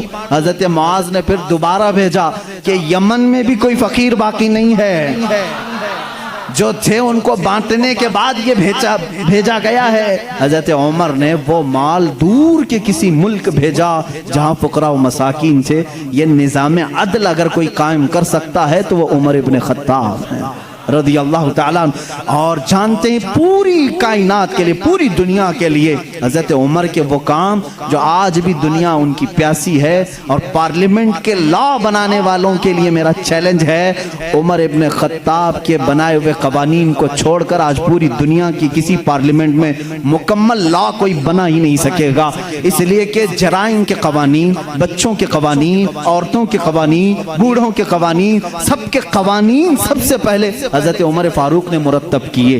اور جانتے ہیں یہ لے آؤٹ بنانے والا سسٹم، ڈیولپ کرنے والا سسٹم، سٹی بنانے کا پلان سیدنا عمر فاروق کا دیا ہوا ہے۔ سب سے پہلے بصرہ اور کوفہ آپ نے بنایا تھا، یعنی ماسٹر پلاننگ کے ساتھ سٹی بنائی گئی۔ روڈ بنانے کا سب سے پہلا کام حضرت عمر فاروق نے کیا ہے۔ تاریخ سب سے پہلے حضرت عمر فاروق نے قائم کی۔ بیت المال کا نظام سب سے پہلے حضرت عمر نے قائم کیا ہے۔ مسجدوں کے مؤذن اور مسجدوں کے اماموں کے لیے تنخواہ کا سسٹم حضرت عمر فاروق نے قائم کیا ہے۔ اور اتنا ہی نہیں، عدل کا حال تو ایسا تھا کہ کسی کے ساتھ کوئی رعایت نہیں، کسی کے ساتھ کوئی رعایت نہیں، چاہے وہ کوئی بھی ہو۔ مصر کے گورنر کے بارے میں لوگوں نے صرف اتنا کہا کہ ان کے ہاں بہت قیمتی گھوڑا ہے، بہت پیسوں کا گھوڑا ہے اور ان کا لباس بہت مہنگا ہے، یہ گورنر ہیں۔ حضرت عمر کے پاس یہ شکایت آئی، ان کو بلایا اور بلا کر کے کہا تو رعایا کے ساتھ کیا کرنے کے لیے تجھے بھیجا گیا؟ وہاں کے پیسوں سے تو نے قیمتی گھوڑا خریدا، قیمتی لباس پہنا۔ وہ ان کی گورنری کو معزول کر کے 100 بکریاں خرید کر کے ان کو دیا کہ اب زندگی بھر یہ بکریاں تو چرائے گا۔ بکریاں چرانے پر گورنر کو رکھ دیا۔ یہ ان کے معاملات میں پھر کوئی کچھ نہیں کہہ سکتا تھا۔ بڑے بڑے صحابہ، حضرت سعد ابن ابی وقاص کو معزول کر دیا تھا۔ خالد بن ولید رضی اللہ تعالیٰ عنہ، جن کو سیف اللہ کہا جاتا ہے، جس جہاد میں بھی وہ جاتے تھے فتح ہونا لازمی ہو جاتا تھا، یہ تو سب کو معلوم ہے۔ حضرت خالد بن ولید اپنی زندگی میں اتنی جنگیں کی ہیں، کوئی جنگ میں شکست نہیں ہوئی۔ ان کا یہ فخر تھا، جب جہالت میں تھے نا، اسلام نہیں لائے تھے، وہ جنگ احد کے سپہ سالار بن کے آئے تھے، اس میں بھی ان کو ہی فتح ملی تھی۔ کہتے کفر کی حالت میں بھی اللہ نے فتح ہی دی تھی، اسلام میں آئے تب بھی اللہ نے فتح ہی لکھی تھی۔ حضرت خالد بن ولید ایک ایسے جرنیل کا نام ہے جس کا نام قیامت تک قائم رہے گا، لیکن حضرت عمر فاروق رضی اللہ تعالیٰ عنہ نے سپہ سالاری سے ان کو معزول کر دیا تھا۔ سسپینڈ کرنا معمولی بات نہیں، لیکن حضرت عمر کیوں کرتے تھے جانتے ہیں؟ بعض لوگ اس کو نکتہ چینی کرتے ہیں، حضرت عمر اس کو ہٹائے اس کو ہٹائے۔ حضرت عمر فاروق رضی اللہ تعالیٰ عنہ کے پاس کچھ لوگ سفارش لے کر کے آئے، خالد بن ولید کے بغیر جہاد کا میدان کیسے ہوگا؟ ان کو آپ نے معزول کیا۔ کام معزول کیا ہوں، لیکن سپاہی بن کر کے وہ جائیں گے، سپاہی بن کر کے جائیں گے، سپہ سالار کوئی اور ہوگا۔ صحابہ نے پوچھا اس فیصلے کو لینے میں کوئی حکمت ہے امیر المومنین؟ اللہ اللہ، توکل دیکھیں۔ امیر المومنین نے کہا ہاں ضرور حکمت ہے، میں مسلمانوں کو یہ بتانا چاہتا ہوں کہ کوئی جہاد، کوئی جنگ خالد بن ولید کی وجہ سے فتح نہیں ہوتی، اللہ کی مدد سے ہوتی ہے۔ سارے لوگ یہ ڈیپینڈ ہو کر کے نہ بیٹھ جائیں کہ اسی کی وجہ سے ہوتی ہے، میں اس اصول کو توڑنا چاہتا ہوں، فتح جو ملتی ہے وہ اللہ کی طرف سے ہوتی ہے۔ یہ یقین دینا تھا، بس اس لیے میں نے معزول کیا ہے۔ اور یقین، توکل ایسا حضرت عمر فاروق رضی اللہ تعالیٰ عنہ کا کتابوں میں لکھا ہے، مصر کے گورنر انہوں نے ایک بری رسم کے متعلق خط لکھ کر کے بھیجا۔ دریائے نیل سوکھ جاتا تھا ہر سال، وہاں کے لوگ اپنی 16 سال کی ایک نوجوان لڑکی کو ذبح کرتے، اس کی بلی چڑھاتے تھے اور خون جو ہے دریائے نیل میں بہاتے۔ ان کا عقیدہ تھا بلی دینے کے بعد پھر دریا جوش مار کر اوپر آ جاتا تھا، ہر سال ایسا ہوتا تھا۔ انہوں نے جب اسلامی حکومت وہاں آ گئی تو لوگوں نے وہاں کے گورنر سے، جو مسلمان تھے، صحابی تھے، ان سے پوچھا ہر سال ہمارا معمول ہے، اس سال بھی آپ اجازت دیں، جلوس نکالیں گے، ایک لڑکی کو ذبح کریں گے، اس کا خون ڈالیں گے؟ انہوں نے کہا میں تو یہ کام نہیں کروں گا، اور اگر ایسا ہے تو دیکھا جائے گا۔ وہ خاموش رہے۔ دریائے نیل حقیقت میں سوکھ گیا، پانی نیچے چلا گیا، لڑکی کی بلی نہیں دی۔ تو یاد رکھنا شیطان اس طرح کی حرکتیں تمہیں کر کے دکھایا تاکہ تمہارا عقیدہ خراب ہو جائے۔ اس گورنر نے حضرت عمر کے پاس خط لکھا کہ اس کا کیا کروں، یہ کیسے حل نکالوں؟ حضرت عمر فاروق رضی اللہ تعالیٰ عنہ نے جواب میں 2 خط بھیجے، ایک گورنر کے نام اور ایک دریائے نیل کے نام۔ دریائے نیل دریا ہے، کیا دریا بھی خط پڑھتا ہے؟ دریا بھی بات چیت کرتا ہے؟ ہاں، رسول کے غلاموں کے ساتھ ہر چیز بات چیت کرتی ہے، ہر چیز بات چیت کرتی ہے۔ حضرت عمر نے ایک خط گورنر کے نام پر لکھا، تم فکر مت کرو، تم اپنے کام پر باقی رہو، رسول اللہ کی شریعت کا نفاذ قائم رہے، اور رہی بات دریا جو سوکھتا ہے، میں اس کو لیٹر لکھ رہا ہوں، اس کو خط لکھا کیا بسم اللہ الرحمن الرحیم، اے نیل، یہ خط عمر ابن خطاب رسول اللہ کے خلیفہ کی طرف سے دریائے نیل کے لیے۔ میں کہتا ہوں اے نیل، اگر تو اپنی مرضی سے بہتا ہے تو ہمیں تیرے پانی کی ضرورت نہیں، اور اگر تو اللہ کے حکم سے بہتا ہے تو عمر ابن خطاب رسول کی خلافت کو جو قائم کیا ہے حکم دیتا ہے کہ اللہ کے حکم سے جاری ہو جا۔ اتنا لکھا اور کہا یہ دریائے نیل کو دینا اور یہ مصر کے گورنر کو دینا۔ خط لے کر کے قاصد آیا، قاصد نے گورنر کو خط پکڑا ہے، گورنر کے نام پر تھا وہ پہنچا، دریائے نیل کے نام پر تھا جو دریائے نیل کو دیا گیا۔ اس وقت موجود مصر کے سارے لوگ شاہد ہیں، اسی وقت دریائے نیل کا پانی جوش مار کر 16 گز اوپر آ چکا تھا۔ آج تک دریائے نیل دوبارہ کبھی نہیں سوکھا، 14 صدیاں گزر گئی۔ میں خود دریائے نیل کی کشتی کی سواری کر چکا ہوں۔ مصر میں 5 سال تک قاہرہ میں پانی برستا نہیں، بارش نہیں آتی۔ 5 سال، تقریباً 4 سال تک رہے، ایک دن بھی بارش نہیں دیکھی۔ 5 سال تک بارش نہیں آتی، لیکن دریائے نیل میں جاؤ تو لبالب بھرا رہتا ہے۔ ایسا لگتا ہے کہ خط کا اثر آج بھی باقی ہے۔ رسول اللہ کے غلاموں کی حکومت ہر شے پر قائم ہے، ہر شے پر قائم ہے۔ اللہ کے نبی صلی اللہ علیہ وسلم کے ان خلفاء نے پوری دنیا پر حکومت کی، کیوں نہ حکومت کریں؟ اس لیے کہ یہ تابع تھے اللہ اس کے رسول کے، تو اللہ نے یہ وعدہ کیا ہے ان تنصروا اللہ ینصرکم، اگر تم اللہ کے دین کی مدد میں لگے رہو اللہ پوری کائنات کو تمہاری مدد میں لگا دے گا، تمہاری مدد میں لگا دے گا۔ وہ صحابہ کیسے تھے جو میڈیٹرین سی آج بھی موجود ہے، بحر متوسط، عرب سے یورپ میں جانا تھا۔ کچھ صحابہ اکرام وہ بھی ہیں جنہوں نے ایک دریا کے پاس آ کر گھوڑے روک لیے، دریا سامنے سمندر ہے، ادھر کے کنٹری میں جانا ہے، کشتیاں کسی کے پاس نہیں۔ جو جرنیل صحابی تھے، سپہ سالار، سبوں نے کہا کیا کریں، یہاں دریا کشتی کوئی نہیں لایا، ہم واپس چلیں، دوسرا کوئی راستہ دیکھیں۔ اس صحابی نے کہا بہت لمبا سفر کر کے آئے، واپسی کا کوئی راستہ نہیں ہو سکتا۔ کہا سامنے سمندر ہے، کہا ہم رسول کے غلام ہیں، رسول کریم صلی اللہ علیہ وسلم کے غلام ہیں، بھلا آج تک کوئی آندھی ہمارا راستہ روک سکی ہے، کوئی طوفان ہمارا منہ موڑ سکا ہے؟ اس صحابی نے ایسی تقریر کی اور صحابہ نے پوچھا کرنا کیا ہے یہ تو بتائیں۔ سپہ سالار صحابی نے کہا اللہ کا نام لو، گھوڑے دوڑاؤ، سمندر میں چلتے چلو۔ وہ صحابہ کہتے ہیں سپہ سالار صحابی آگے بڑھتے رہے، سمندر میں گھوڑے دوڑتے رہے، یہاں تک کہ پورے سمندر کا سفر طے ہو گیا، کسی گھوڑے کی ٹاپ پر ایک بوند پانی تک نہ لگا۔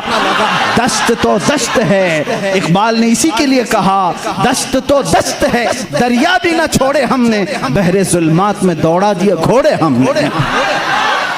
دی اذانیں کبھی یورپ کی کلیساؤں میں تو کبھی افریقہ کے تپتے ہوئے صحراؤں میں، آ گیا عین لڑائی میں گر وقت نماز، قبلہ روحوں کے زمین بوس ہوئی قوم حجاز، ایک ہی صف میں کھڑے ہو گئے محمود و ایاز، نہ کوئی بندہ رہا نہ کوئی بندہ نواز۔ یہ ہماری تاریخ ہے، یہ ہماری شان ہے۔ سیدنا عمر ابن خطاب رضی اللہ تعالیٰ عنہ کے دور خلافت کے سنہرے کام بہت طویل ہے میرے عزیزو۔ اس نظام عدل کو میں آج بھی چیلنج کرتا ہوں۔ غسان کا ایک بادشاہ اسلام میں آیا ہے، اسلام قبول کر کے آیا ہے، حج کے لیے نکلے خوشی میں سارے مسلمان، حضرت عمر بھی اس میں ساتھ میں تھے، خلیفہ تھے۔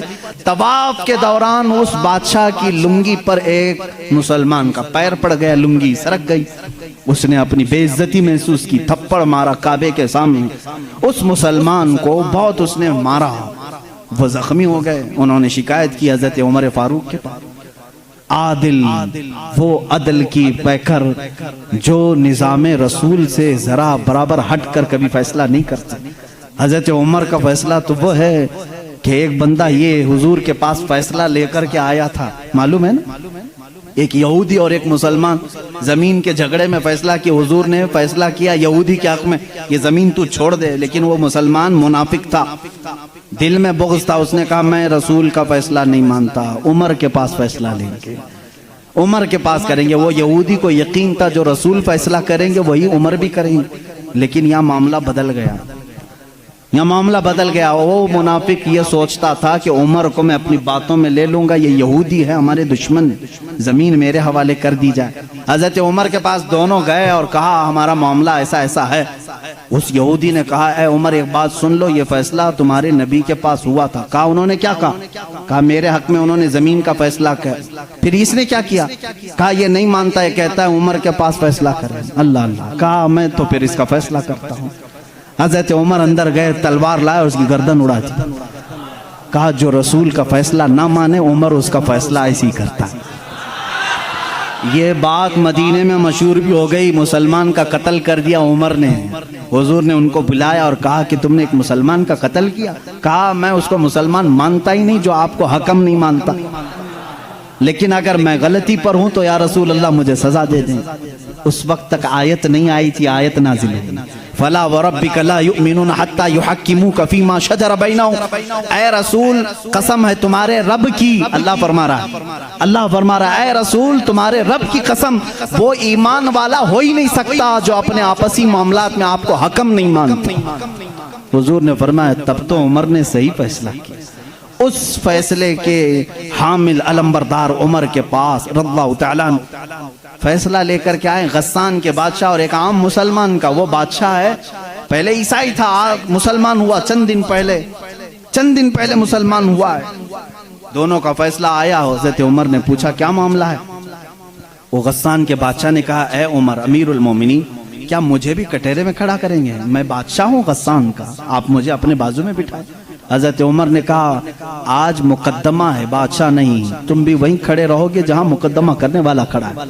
دونوں کو کھڑا کیا, معاملہ پوچھا. تو اس کے بعد حضرت عمر نے کہا تم نے زیادتی کی, اس کا غلطی سے پیر پڑا ہے. ہاں اگر تمہیں لگتا ہے کہ اس نے تمہاری بے عزتی کی تو سزا بھی تھوڑی ہونی چاہیے تھی, لیکن جتنا تم نے اس کو مارا ہے یہ اس کا حق ہے. کہا کیا فیصلہ ہوگا؟ حضرت عمر نے کہا اس عام مسلمان سے جتنے تھپڑ زیادہ اس نے لگائے تو بھی لگا دے. یہی فیصلہ ہے, جتنا اس نے زیادہ مارا ہے تو مار. وہ غسان کا بادشاہ کہتا ہے بادشاہ کو عام آدمی مارے گا؟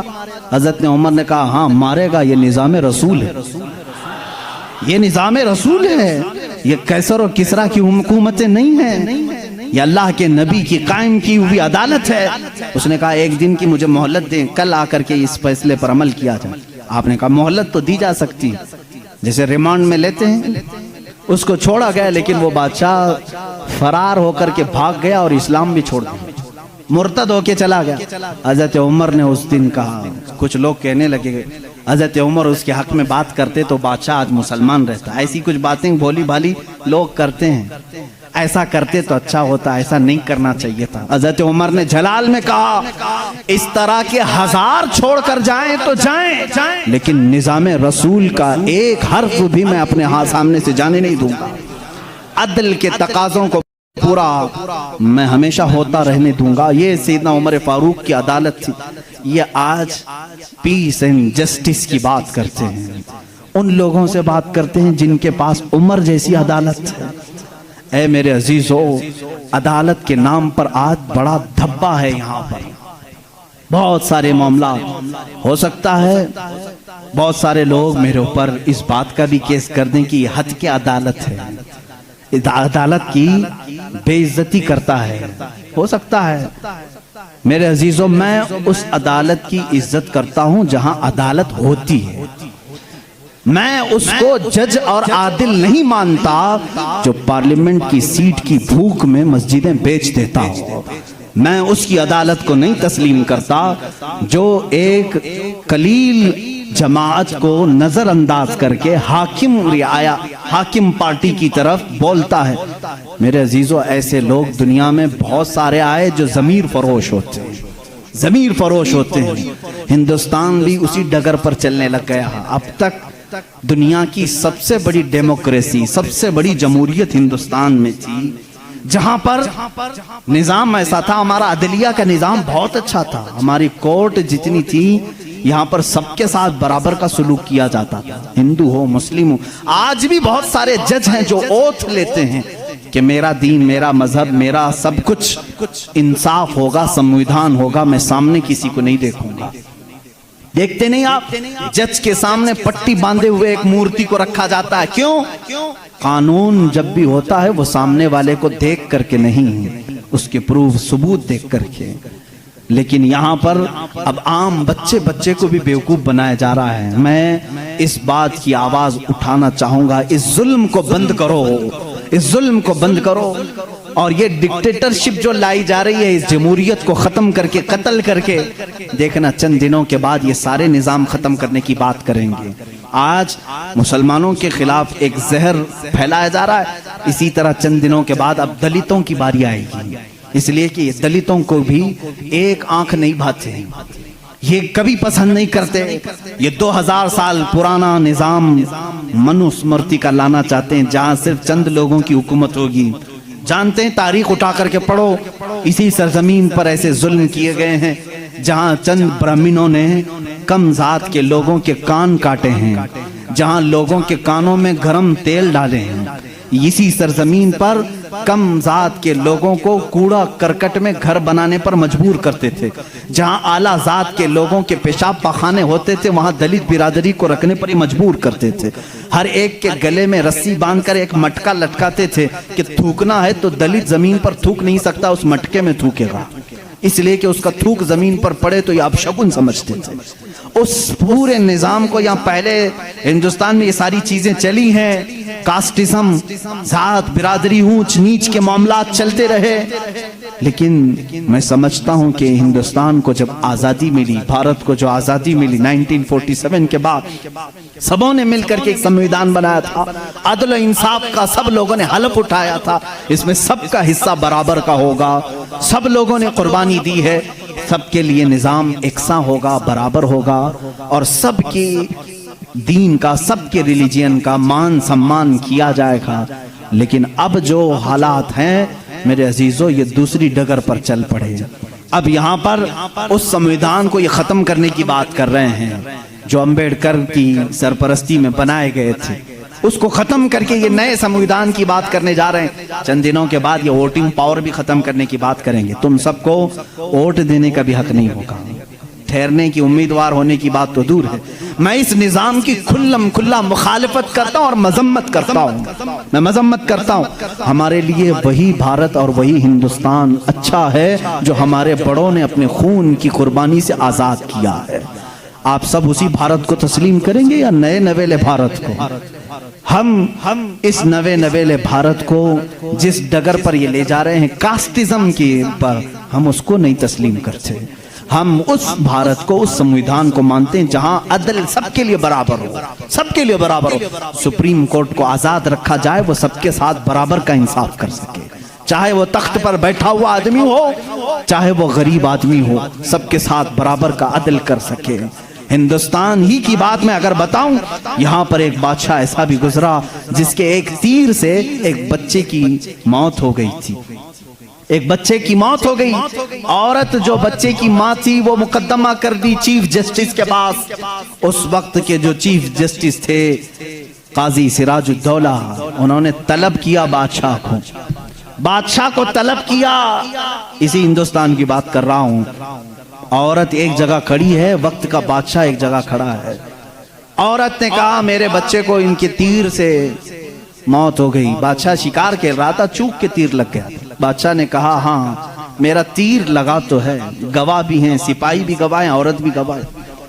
دو آپشن ہوتے ہیں موت کے بعد، کسی کا کچھ قتل ہو گیا انجانے میں، چوک کر اگر قتل ہو گیا، دو آپشن اسلام دیتا ہے۔ اس عورت کو قاضی نے کہا تیرے پاس دو آپشن ہیں، چاہے تو اپنے بچے کی موت پر دیت لے لے، کچھ پیسے لے لے بادشاہ سے اور اسے معاف کر دے، یا چاہے تو جان کے بدلے جان لے لے۔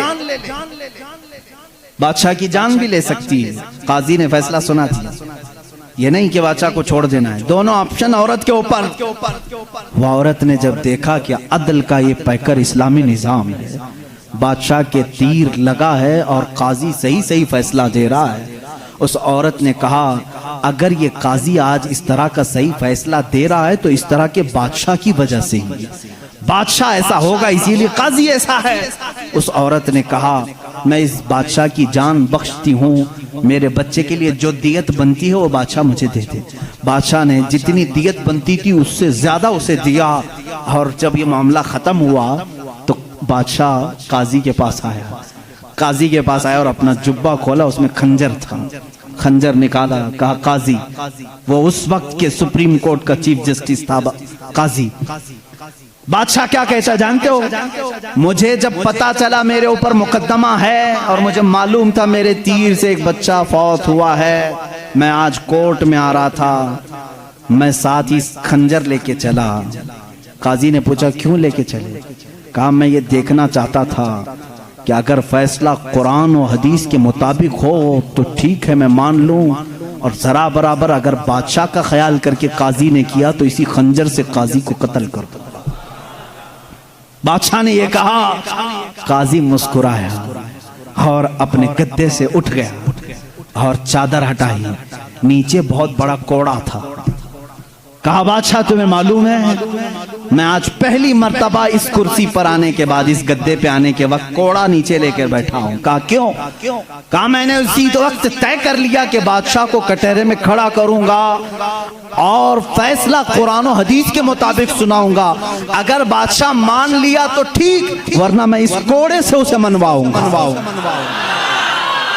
یہ نظام اسلام تھا، یہ عدل کے تقاضے تھے۔ وہ عمر ابن خطاب کے دور کے بھی سنہرے واقعات اسلام نے ہمیں ہر جگہ سکھائے ہیں۔ اے میرے عزیز بھائیوں، اپنے گھر میں بھی عدل کرنا سیکھو، جہاں تمہیں اللہ نے جتنا اختیار دیا عدل کے ساتھ پیش آؤ، اپنے مزدوروں کے ساتھ عدل کرو، اپنی بیویوں کے ساتھ عدل کرو، اپنے بچوں کے ساتھ عدل کرو۔ یاد رکھو قیامت کے دن تم سے سب چیزوں کا سوال ہوگا۔ اگر تمہارے 4 بچے ہیں، چاروں میں سے اگر کسی کے ساتھ اونچ نیچ کیا تو سارے تمہارے اعمال اکارت ہو جائیں گے، غارت ہو جائیں گے۔ ایک بچے کے ساتھ بھی تم ناانصافی نہیں کر سکتے، سارے کے ساتھ برابر کا سلوک کرو۔ اگر کسی کی 2 بیویاں ہیں تو فرمایا گیا عدل کا تقاضا پورا کرو۔ ماں باپ اگر دونوں ہیں تو دونوں کے ساتھ عدل کا تقاضا پورا کرو۔ یہ نہیں کہ ماں کی طرف جھکاؤ ہو گیا باپ کو گالیاں دیتا ہے، یا باپ کی طرف ہو گیا ماں کو کوستا ہے، نہ، سب کے ساتھ عدل اسلام سکھاتا ہے۔ تم اگر کسی کمپنی کے مالک ہو، فیکٹری کے مالک ہو، مزدوروں کے ساتھ عدل کرو، اس لیے کہ قیامت کے دن اس سے بھی تمہارا سوال ہوگا۔ عدل اسلام سکھاتا ہے۔ وہ عمر ابن خطاب رضی اللہ تعالیٰ عنہ کی زندگی پاک سے ہمیں ملے ہیں۔ میرے عزیزو، مجھے وقت تاخیر سے یہاں تک پہنچ چکا ہے اور میں سمیٹوں گا تو میں سمجھتا ہوں عثمان ابن عفان اور حیدر کرار رضی اللہ تعالیٰ عنہما کی ذات کے ساتھ ناانصافی ہو جائے گی، اور میں قطعاً یہ نہیں چاہتا کہ ان بزرگ ہستیوں کے ساتھ جہاں ایک ذوالنورین ہے تو دوسرا حیدر کرار ہے، جن کی ذات 2 جملوں میں کمپلیٹ نہیں ہو سکتی، 2 باتوں میں مکمل نہیں ہو سکتی، اس لیے تھوڑی سی قربانی کے ساتھ کل کی ایک اور رات ہم انشاءاللہ ان خلفاء کی زندگی پر گفتگو کریں گے۔ اس لیے کہ میرا معمول تو یہ تھا کل کا دن میں نے پورے اہل بیت کے لیے وقف کرنا تھا، لیکن خلفاء راشدین کی بات کے بعد انشاءاللہ العزیز اہل بیت اطہار کی بھی زندگی ہم ذکر کریں گے۔ ان 2 ہستیوں کی میں نے مختصر جھلکیاں آپ کے سامنے رکھی۔ خلاصہ کلام، زندگی میں 2 باتیں آج لے کر کے جاؤ، ایک صدیق کی صداقت، دوسرے عمر کی عدالت۔ اگر یہ زندگی میں آ گئیں تو سمجھ لو اقبال نے کیا کہا ہے جانتے ہیں؟ شاعر مشرق کہتے ہیں سبق پڑھ پھر صداقت کا، عدالت کا، سخاوت کا، سبق پڑھ پھر صداقت کا، عدالت کا، سخاوت کا، لیا جائے گا کام تجھ سے دنیا کی امامت کا، لیا جائے گا کام تجھ سے دنیا کی امامت کا۔ مطلب یہ ہے جس کے اندر 3 چیزیں آ گئی، صدیق کی صداقت آ گئی، عمر کی عدالت آ گئی، عثمان کی سخاوت آ گئی، تو پھر کوئی اسے فکر کی ضرورت نہیں، اب قوم اس سے امامت کا ہی کام لیا کرے گی، اس لیے کہ وہ ہر ایک کا امام بننے کے قابل ہوگا جس کے اندر یہ 3 چیزیں آ گئی، صداقت، عدالت اور سخاوت۔ آج ان 3 چیزوں کے اوپر محنت کرو میرے عزیزو۔ صداقت کا تقاضا تقاضا یہ ہے حق بولو، حق پر قائم رہو، حق بولنے کے لیے کسی سے خوف نہ کھاؤ، جب تک زبان چل رہی ہے بولو۔ میں تو یہی سمجھتا ہوں، میرا مذہب میرا مسلک یہی ہے، میں حسینی ہوں، حق گو ہوں، میں حسینی ہوں، وفادار ہوں، میں حسینی ہوں، شجاعت کا علمبردار ہوں، یہ ہمارے نعرے ہونے چاہیے۔ میں حسینی ہوں، یزید کے ہاتھ میں ہاتھ دینے والا نہیں، میں حسینی ہوں، حکومت کے دباؤ میں آنے والا نہیں، میں حسینی ہوں، ظلم کا ساتھ دینے والا نہیں، میں حسینی ہوں، مظلوموں کے ساتھ رہنے والا ہوں۔ اسی طرح آپ سب یہ بھی نعرہ لگائیں گے، میں صدیق کی صداقت کا علم بردار ہوں، بات 50,000 کے مجمع میں بھی وہی کروں گا اور 5 لوگوں کے مجمع میں بھی وہی کروں گا۔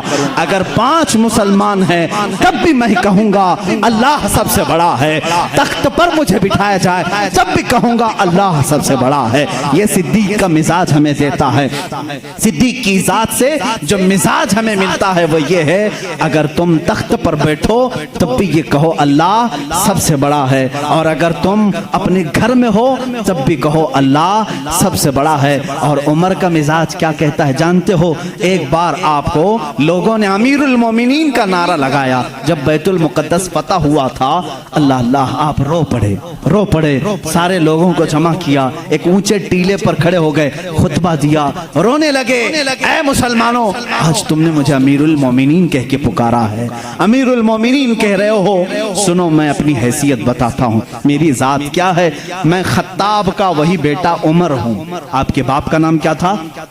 خطاب۔ حضرت عمر کہتے ہیں میں خطاب کا وہی بیٹا عمر ہوں جس سے بچپن میں 2 بکریاں بھی نہیں سنبھالی جاتی تھی۔ میرے باپ مجھ کو 2 بکریاں دے کر بھیجتے تھے، میں انہیں سنبھالنے کے لیے جاتا، کبھی ایک ادھر بھاگتی کبھی وہ ادھر بھاگتی، میرے باپ بڑے سخت تھے، مجھے گھونسے مارتے تھے، مجھے تھپڑ مارتے تھے، میں بارہا میرے باپ کی مار کھایا ہوں، مجھ سے 2 بکریاں نہیں سنبھالی جاتی تھی۔ اور آج حالت یہ ہے 25 لاکھ مربع میل پر تنہا عمر فاروق کی زماں میں حکومت ہے، مجال ہے ملک شام میں کوئی آواز اٹھا سکے، مجال ہے کوئی یمن میں آواز اٹھا سکے، مجال ہے کوئی مصر میں آواز اٹھا سکے، مجال ہے کوئی عراق میں آواز اٹھا سکے، کسی کی آواز نہیں اٹھتی۔ بیک وقت اس زمانے کی 7 کنٹریوں کو تنہا مدینے میں بیٹھ کر کے وہ دیکھ رہے تھے، نہاوند میں جنگ ہو رہی ہے، نہاوند میں جنگ ہو رہی ہے۔ ایک صحابی ساریہ، ان کو عمر فاروق مسجد نبوی میں خطابت کے درمیان پکار کر کہتے یا ساریہ الی الجبل، یا ساریہ الی الجبل، یا ساریہ الی الجبل۔ مدینے میں حضرت عمر فاروق جمعہ کا خطبہ دے رہے ہیں اور پکار رہے ہیں ساریہ پہاڑ کی طرف جاؤ، پہاڑ کی طرف جاؤ، پہاڑ کی طرف جاؤ۔ مسجد میں بیٹھے ہوئے کسی کو کچھ سمجھ میں نہیں آیا۔ 1 مہینے کے بعد وہ لشکر نہاون سے آیا، پوچھا گیا کیا ہوا تمہارے ساتھ؟ حضرت ساریہ اس جنگ کے سپہ سالار تھے، کہتے ہیں قریب تھا کہ ہم شکست کھا جاتے، ہم لٹ جاتے، جمعہ کا وقت تھا، عین دوپہر کے وقت پہاڑوں کے اوپر سے ہمیں آواز آنے لگی، اے ساریہ پہاڑ کی طرف آ جاؤ، پہاڑ کی طرف آ جاؤ، پہاڑ کی طرف آؤ۔ ہم اس آواز کو لبیک کہتے ہوئے چڑھے، اللہ نے ہمیں فتح یابی عطا فرمائی۔ اے میرے عزیزو، مسلمان کہتے ساریہ تجھے معلوم ہے یہ آواز کسی اور کی نہیں، وہ مدینے سے بیٹھ کر عمر فاروق نے تمہیں پکارا تھا۔ جب رسول اللہ کا یہ غلام، رسول اللہ کے یہ غلام مسجد نبوی کے ممبر سے آواز دے کر کے ملک شام کے نہاوند میں مدد کر سکتے ہیں تو پھر میں یہ کیوں نہ کہوں ہم یہاں سے پکاریں وہ وہاں سے سنیں۔ مصطفیٰ کی سماعت پہ لاکھوں سلام، دور و نزدیک کے سننے والے وہ کان لالے کرامت پہ۔ یہ ہمارا عقیدہ ہے، بریلی کے امام نے جو عقیدہ دیا وہ بریلی کا نہیں، وہ مدینے کا عقیدہ ہے، وہ مدینے کا عقیدہ ہے، وہ صحابہ کا عقیدہ ہے۔ بات میں یہ کہہ رہا تھا حضرت عمر نے کیا مزاج دیا جب آپ کو امیر المومنین پکارا گیا؟ انہوں نے کہا میں وہی خطاب کا بیٹا ہوں جس سے 2 بکریاں نہیں سنبھالی جاتی تھی، آج 25 لاکھ کلومیٹر مربع اسکوائر کلومیٹر میں تنہا سنبھالتا ہوں۔ جانتے ہو اے صحابہ، اے تابعین، اے مومنین، کس وجہ سے؟ اس لیے کہ پہلے میں خطاب کا بیٹا تھا، اب رسول کا غلام ہوں۔ جب سے میری نسبت رسول اللہ سے ہے، ہر چیز اللہ نے میرے زیر نگی کی ہے، جب تک بکے نہ تھے تو کوئی پوچھتا نہ تھا، یا رسول اللہ تم نے خرید کر ہمیں صحابہ کا جو عقیدہ تھا، اے مسلمانوں تم بھی وہی پکارو۔ آج میں بھی ببنگ دہل یہ کہتا ہوں، میرا نام کیا ہے، میری ذات کیا ہے، مجھے کون جانتا ہے؟ آج اگر اتنا سارا مجمع مجھے سنتا ہے تو صرف اس لیے کہ میری نسبت حدیث رسول سے ہے، رسول کریم صلی اللہ علیہ وسلم کی شریعت سے ہے۔ میں نبی کی بات کرتا ہوں، میرا مجمع سنتا ہے۔ ہاں اگر نبی کی ذات کو چھوڑو تو پھر کوئی تمہارا نہیں، ان سے پھرے جہاں پھرا پھرائی کمی وقار میں۔ اسی لیے میرے مرشد نے پکار کر کے ہمیں جاتے وقت یہ درس دیا، بریلی کی سرزمین سے حضور تاج الشریعہ نے یہ پکارا تھا، نبی سے جو ہو بیگانہ، نبی سے ہو جو بیگانہ اسے دل سے جدا کر دیں، پدر مادر برادر جان و مال ان پر فدا کر دیں۔ زندگی یہ نہیں کسی کی کسی کے لیے، زندگی ہے نبی کی نبی کے لیے۔ نہ سمجھ مرتے ہیں زندگی کے لیے، ارے جینا مرنا ہے سب کچھ نبی کے لیے، جینا مرنا ہے سب کچھ نبی کے لیے۔ اس زندگی پر چلو گے تمہارا بال بے کبھی نہیں ہوگا انشاءاللہ العزیز۔ اگر آفتیں آتی ہیں تو آئیں، اس لیے کہ میں یہ بھی کہتا ہوں طوفان میرے عزم کا کر رہا ہے تباہ، اور لوگ یہ سمجھتے ہیں کشتی بھنور میں ہے، ہماری کشتی بھنور میں نہیں، یہ طوفان ہمارے عزم کا طواف کر رہے ہیں۔ اگر ہم جیل میں جاتے ہیں تو پکار کر کے کہتے ہیں اے مظفر، اے مقید،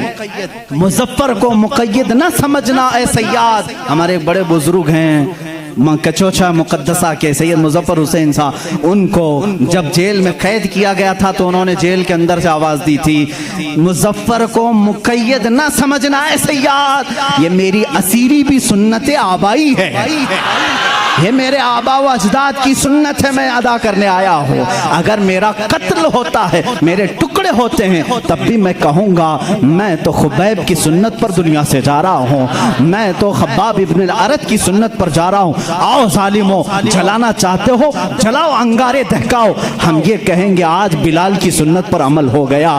اگر تم کاٹنا چاہتے ہو کاٹ لو، ہم کہیں گے عبداللہ بن جہش کی سنت پہ عمل ہو گیا۔ اگر تم ہمیں اتارنا چاہتے ہو اتارو، اس لیے کہ ہمیں تو معلوم ہے عمر ابن خطاب جیسے عادل حکمران کو بھی مسجد نبوی شریف میں خنجر مار کر کے قتل کیا گیا تھا۔ آپ جب نماز کی حالت میں تھے فجر میں، ظالم نے خنجر مارا اور ایک رکعت آپ پڑھا چکے تھے، وہ شہید ہوئے 26 ذی الحجہ کو آپ کو خنجر مارا گیا تھا، 1 محرم کو آپ کی شہادت ہوئی۔ اس لیے مسلمانوں ہم موت سے ڈرتے ہیں؟ موت سے نہیں ڈرتے۔ میں صرف یہی جذبہ بیدار کرنا چاہتا ہوں، جس کے پاس صدیق کی سیرت ہوگی، عمر کی سیرت ہوگی، عثمان و حیدر رضوان اللہ علیہ مجمعین کی سیرت ہوگی، وہ بے خطر کود پڑے گا آتش نمرود میں۔ عشق عقل بھی محو تماشائے لب بام ہے ابھی، اس لیے ہم کہتے ہیں آج بھی جو ہو ابراہیم سا ایمان پیدا، آگ کر سکتی ہے انداز گلستان پیدا۔ اب آخری یہ میرا میسج ہے، اٹھو قوت عشق سے ہر پست کو بالا کر دو، قوت عشق سے ہر پست کو بالا کر دو، دہر میں نام محمد سے اجالا کر دو، کی محمد سے وفا تو نے تو ہم تیرے ہیں، یہ جہاں چیز ہے کیا لوح قلم تیرے ہیں، نہیں تیرا نشیمن قصر سلطانی کے گنبد پر ہے مسلمان، تو شاہین ہے بسیرا کر پہاڑوں کی چٹانوں پر۔ وآخر دعوانا الحمدللہ رب۔ وہ عمر جس کے آداب شیدا سقر، اس خدا دوست حضرت پہ لاکھوں سلام۔ ترجمان نبی ہم زبان نبی، ترجمان نبی ہم زبان، جان شان عدالت پہ لاکھوں سلام، مصطفیٰ جان رحمت پہ لاکھوں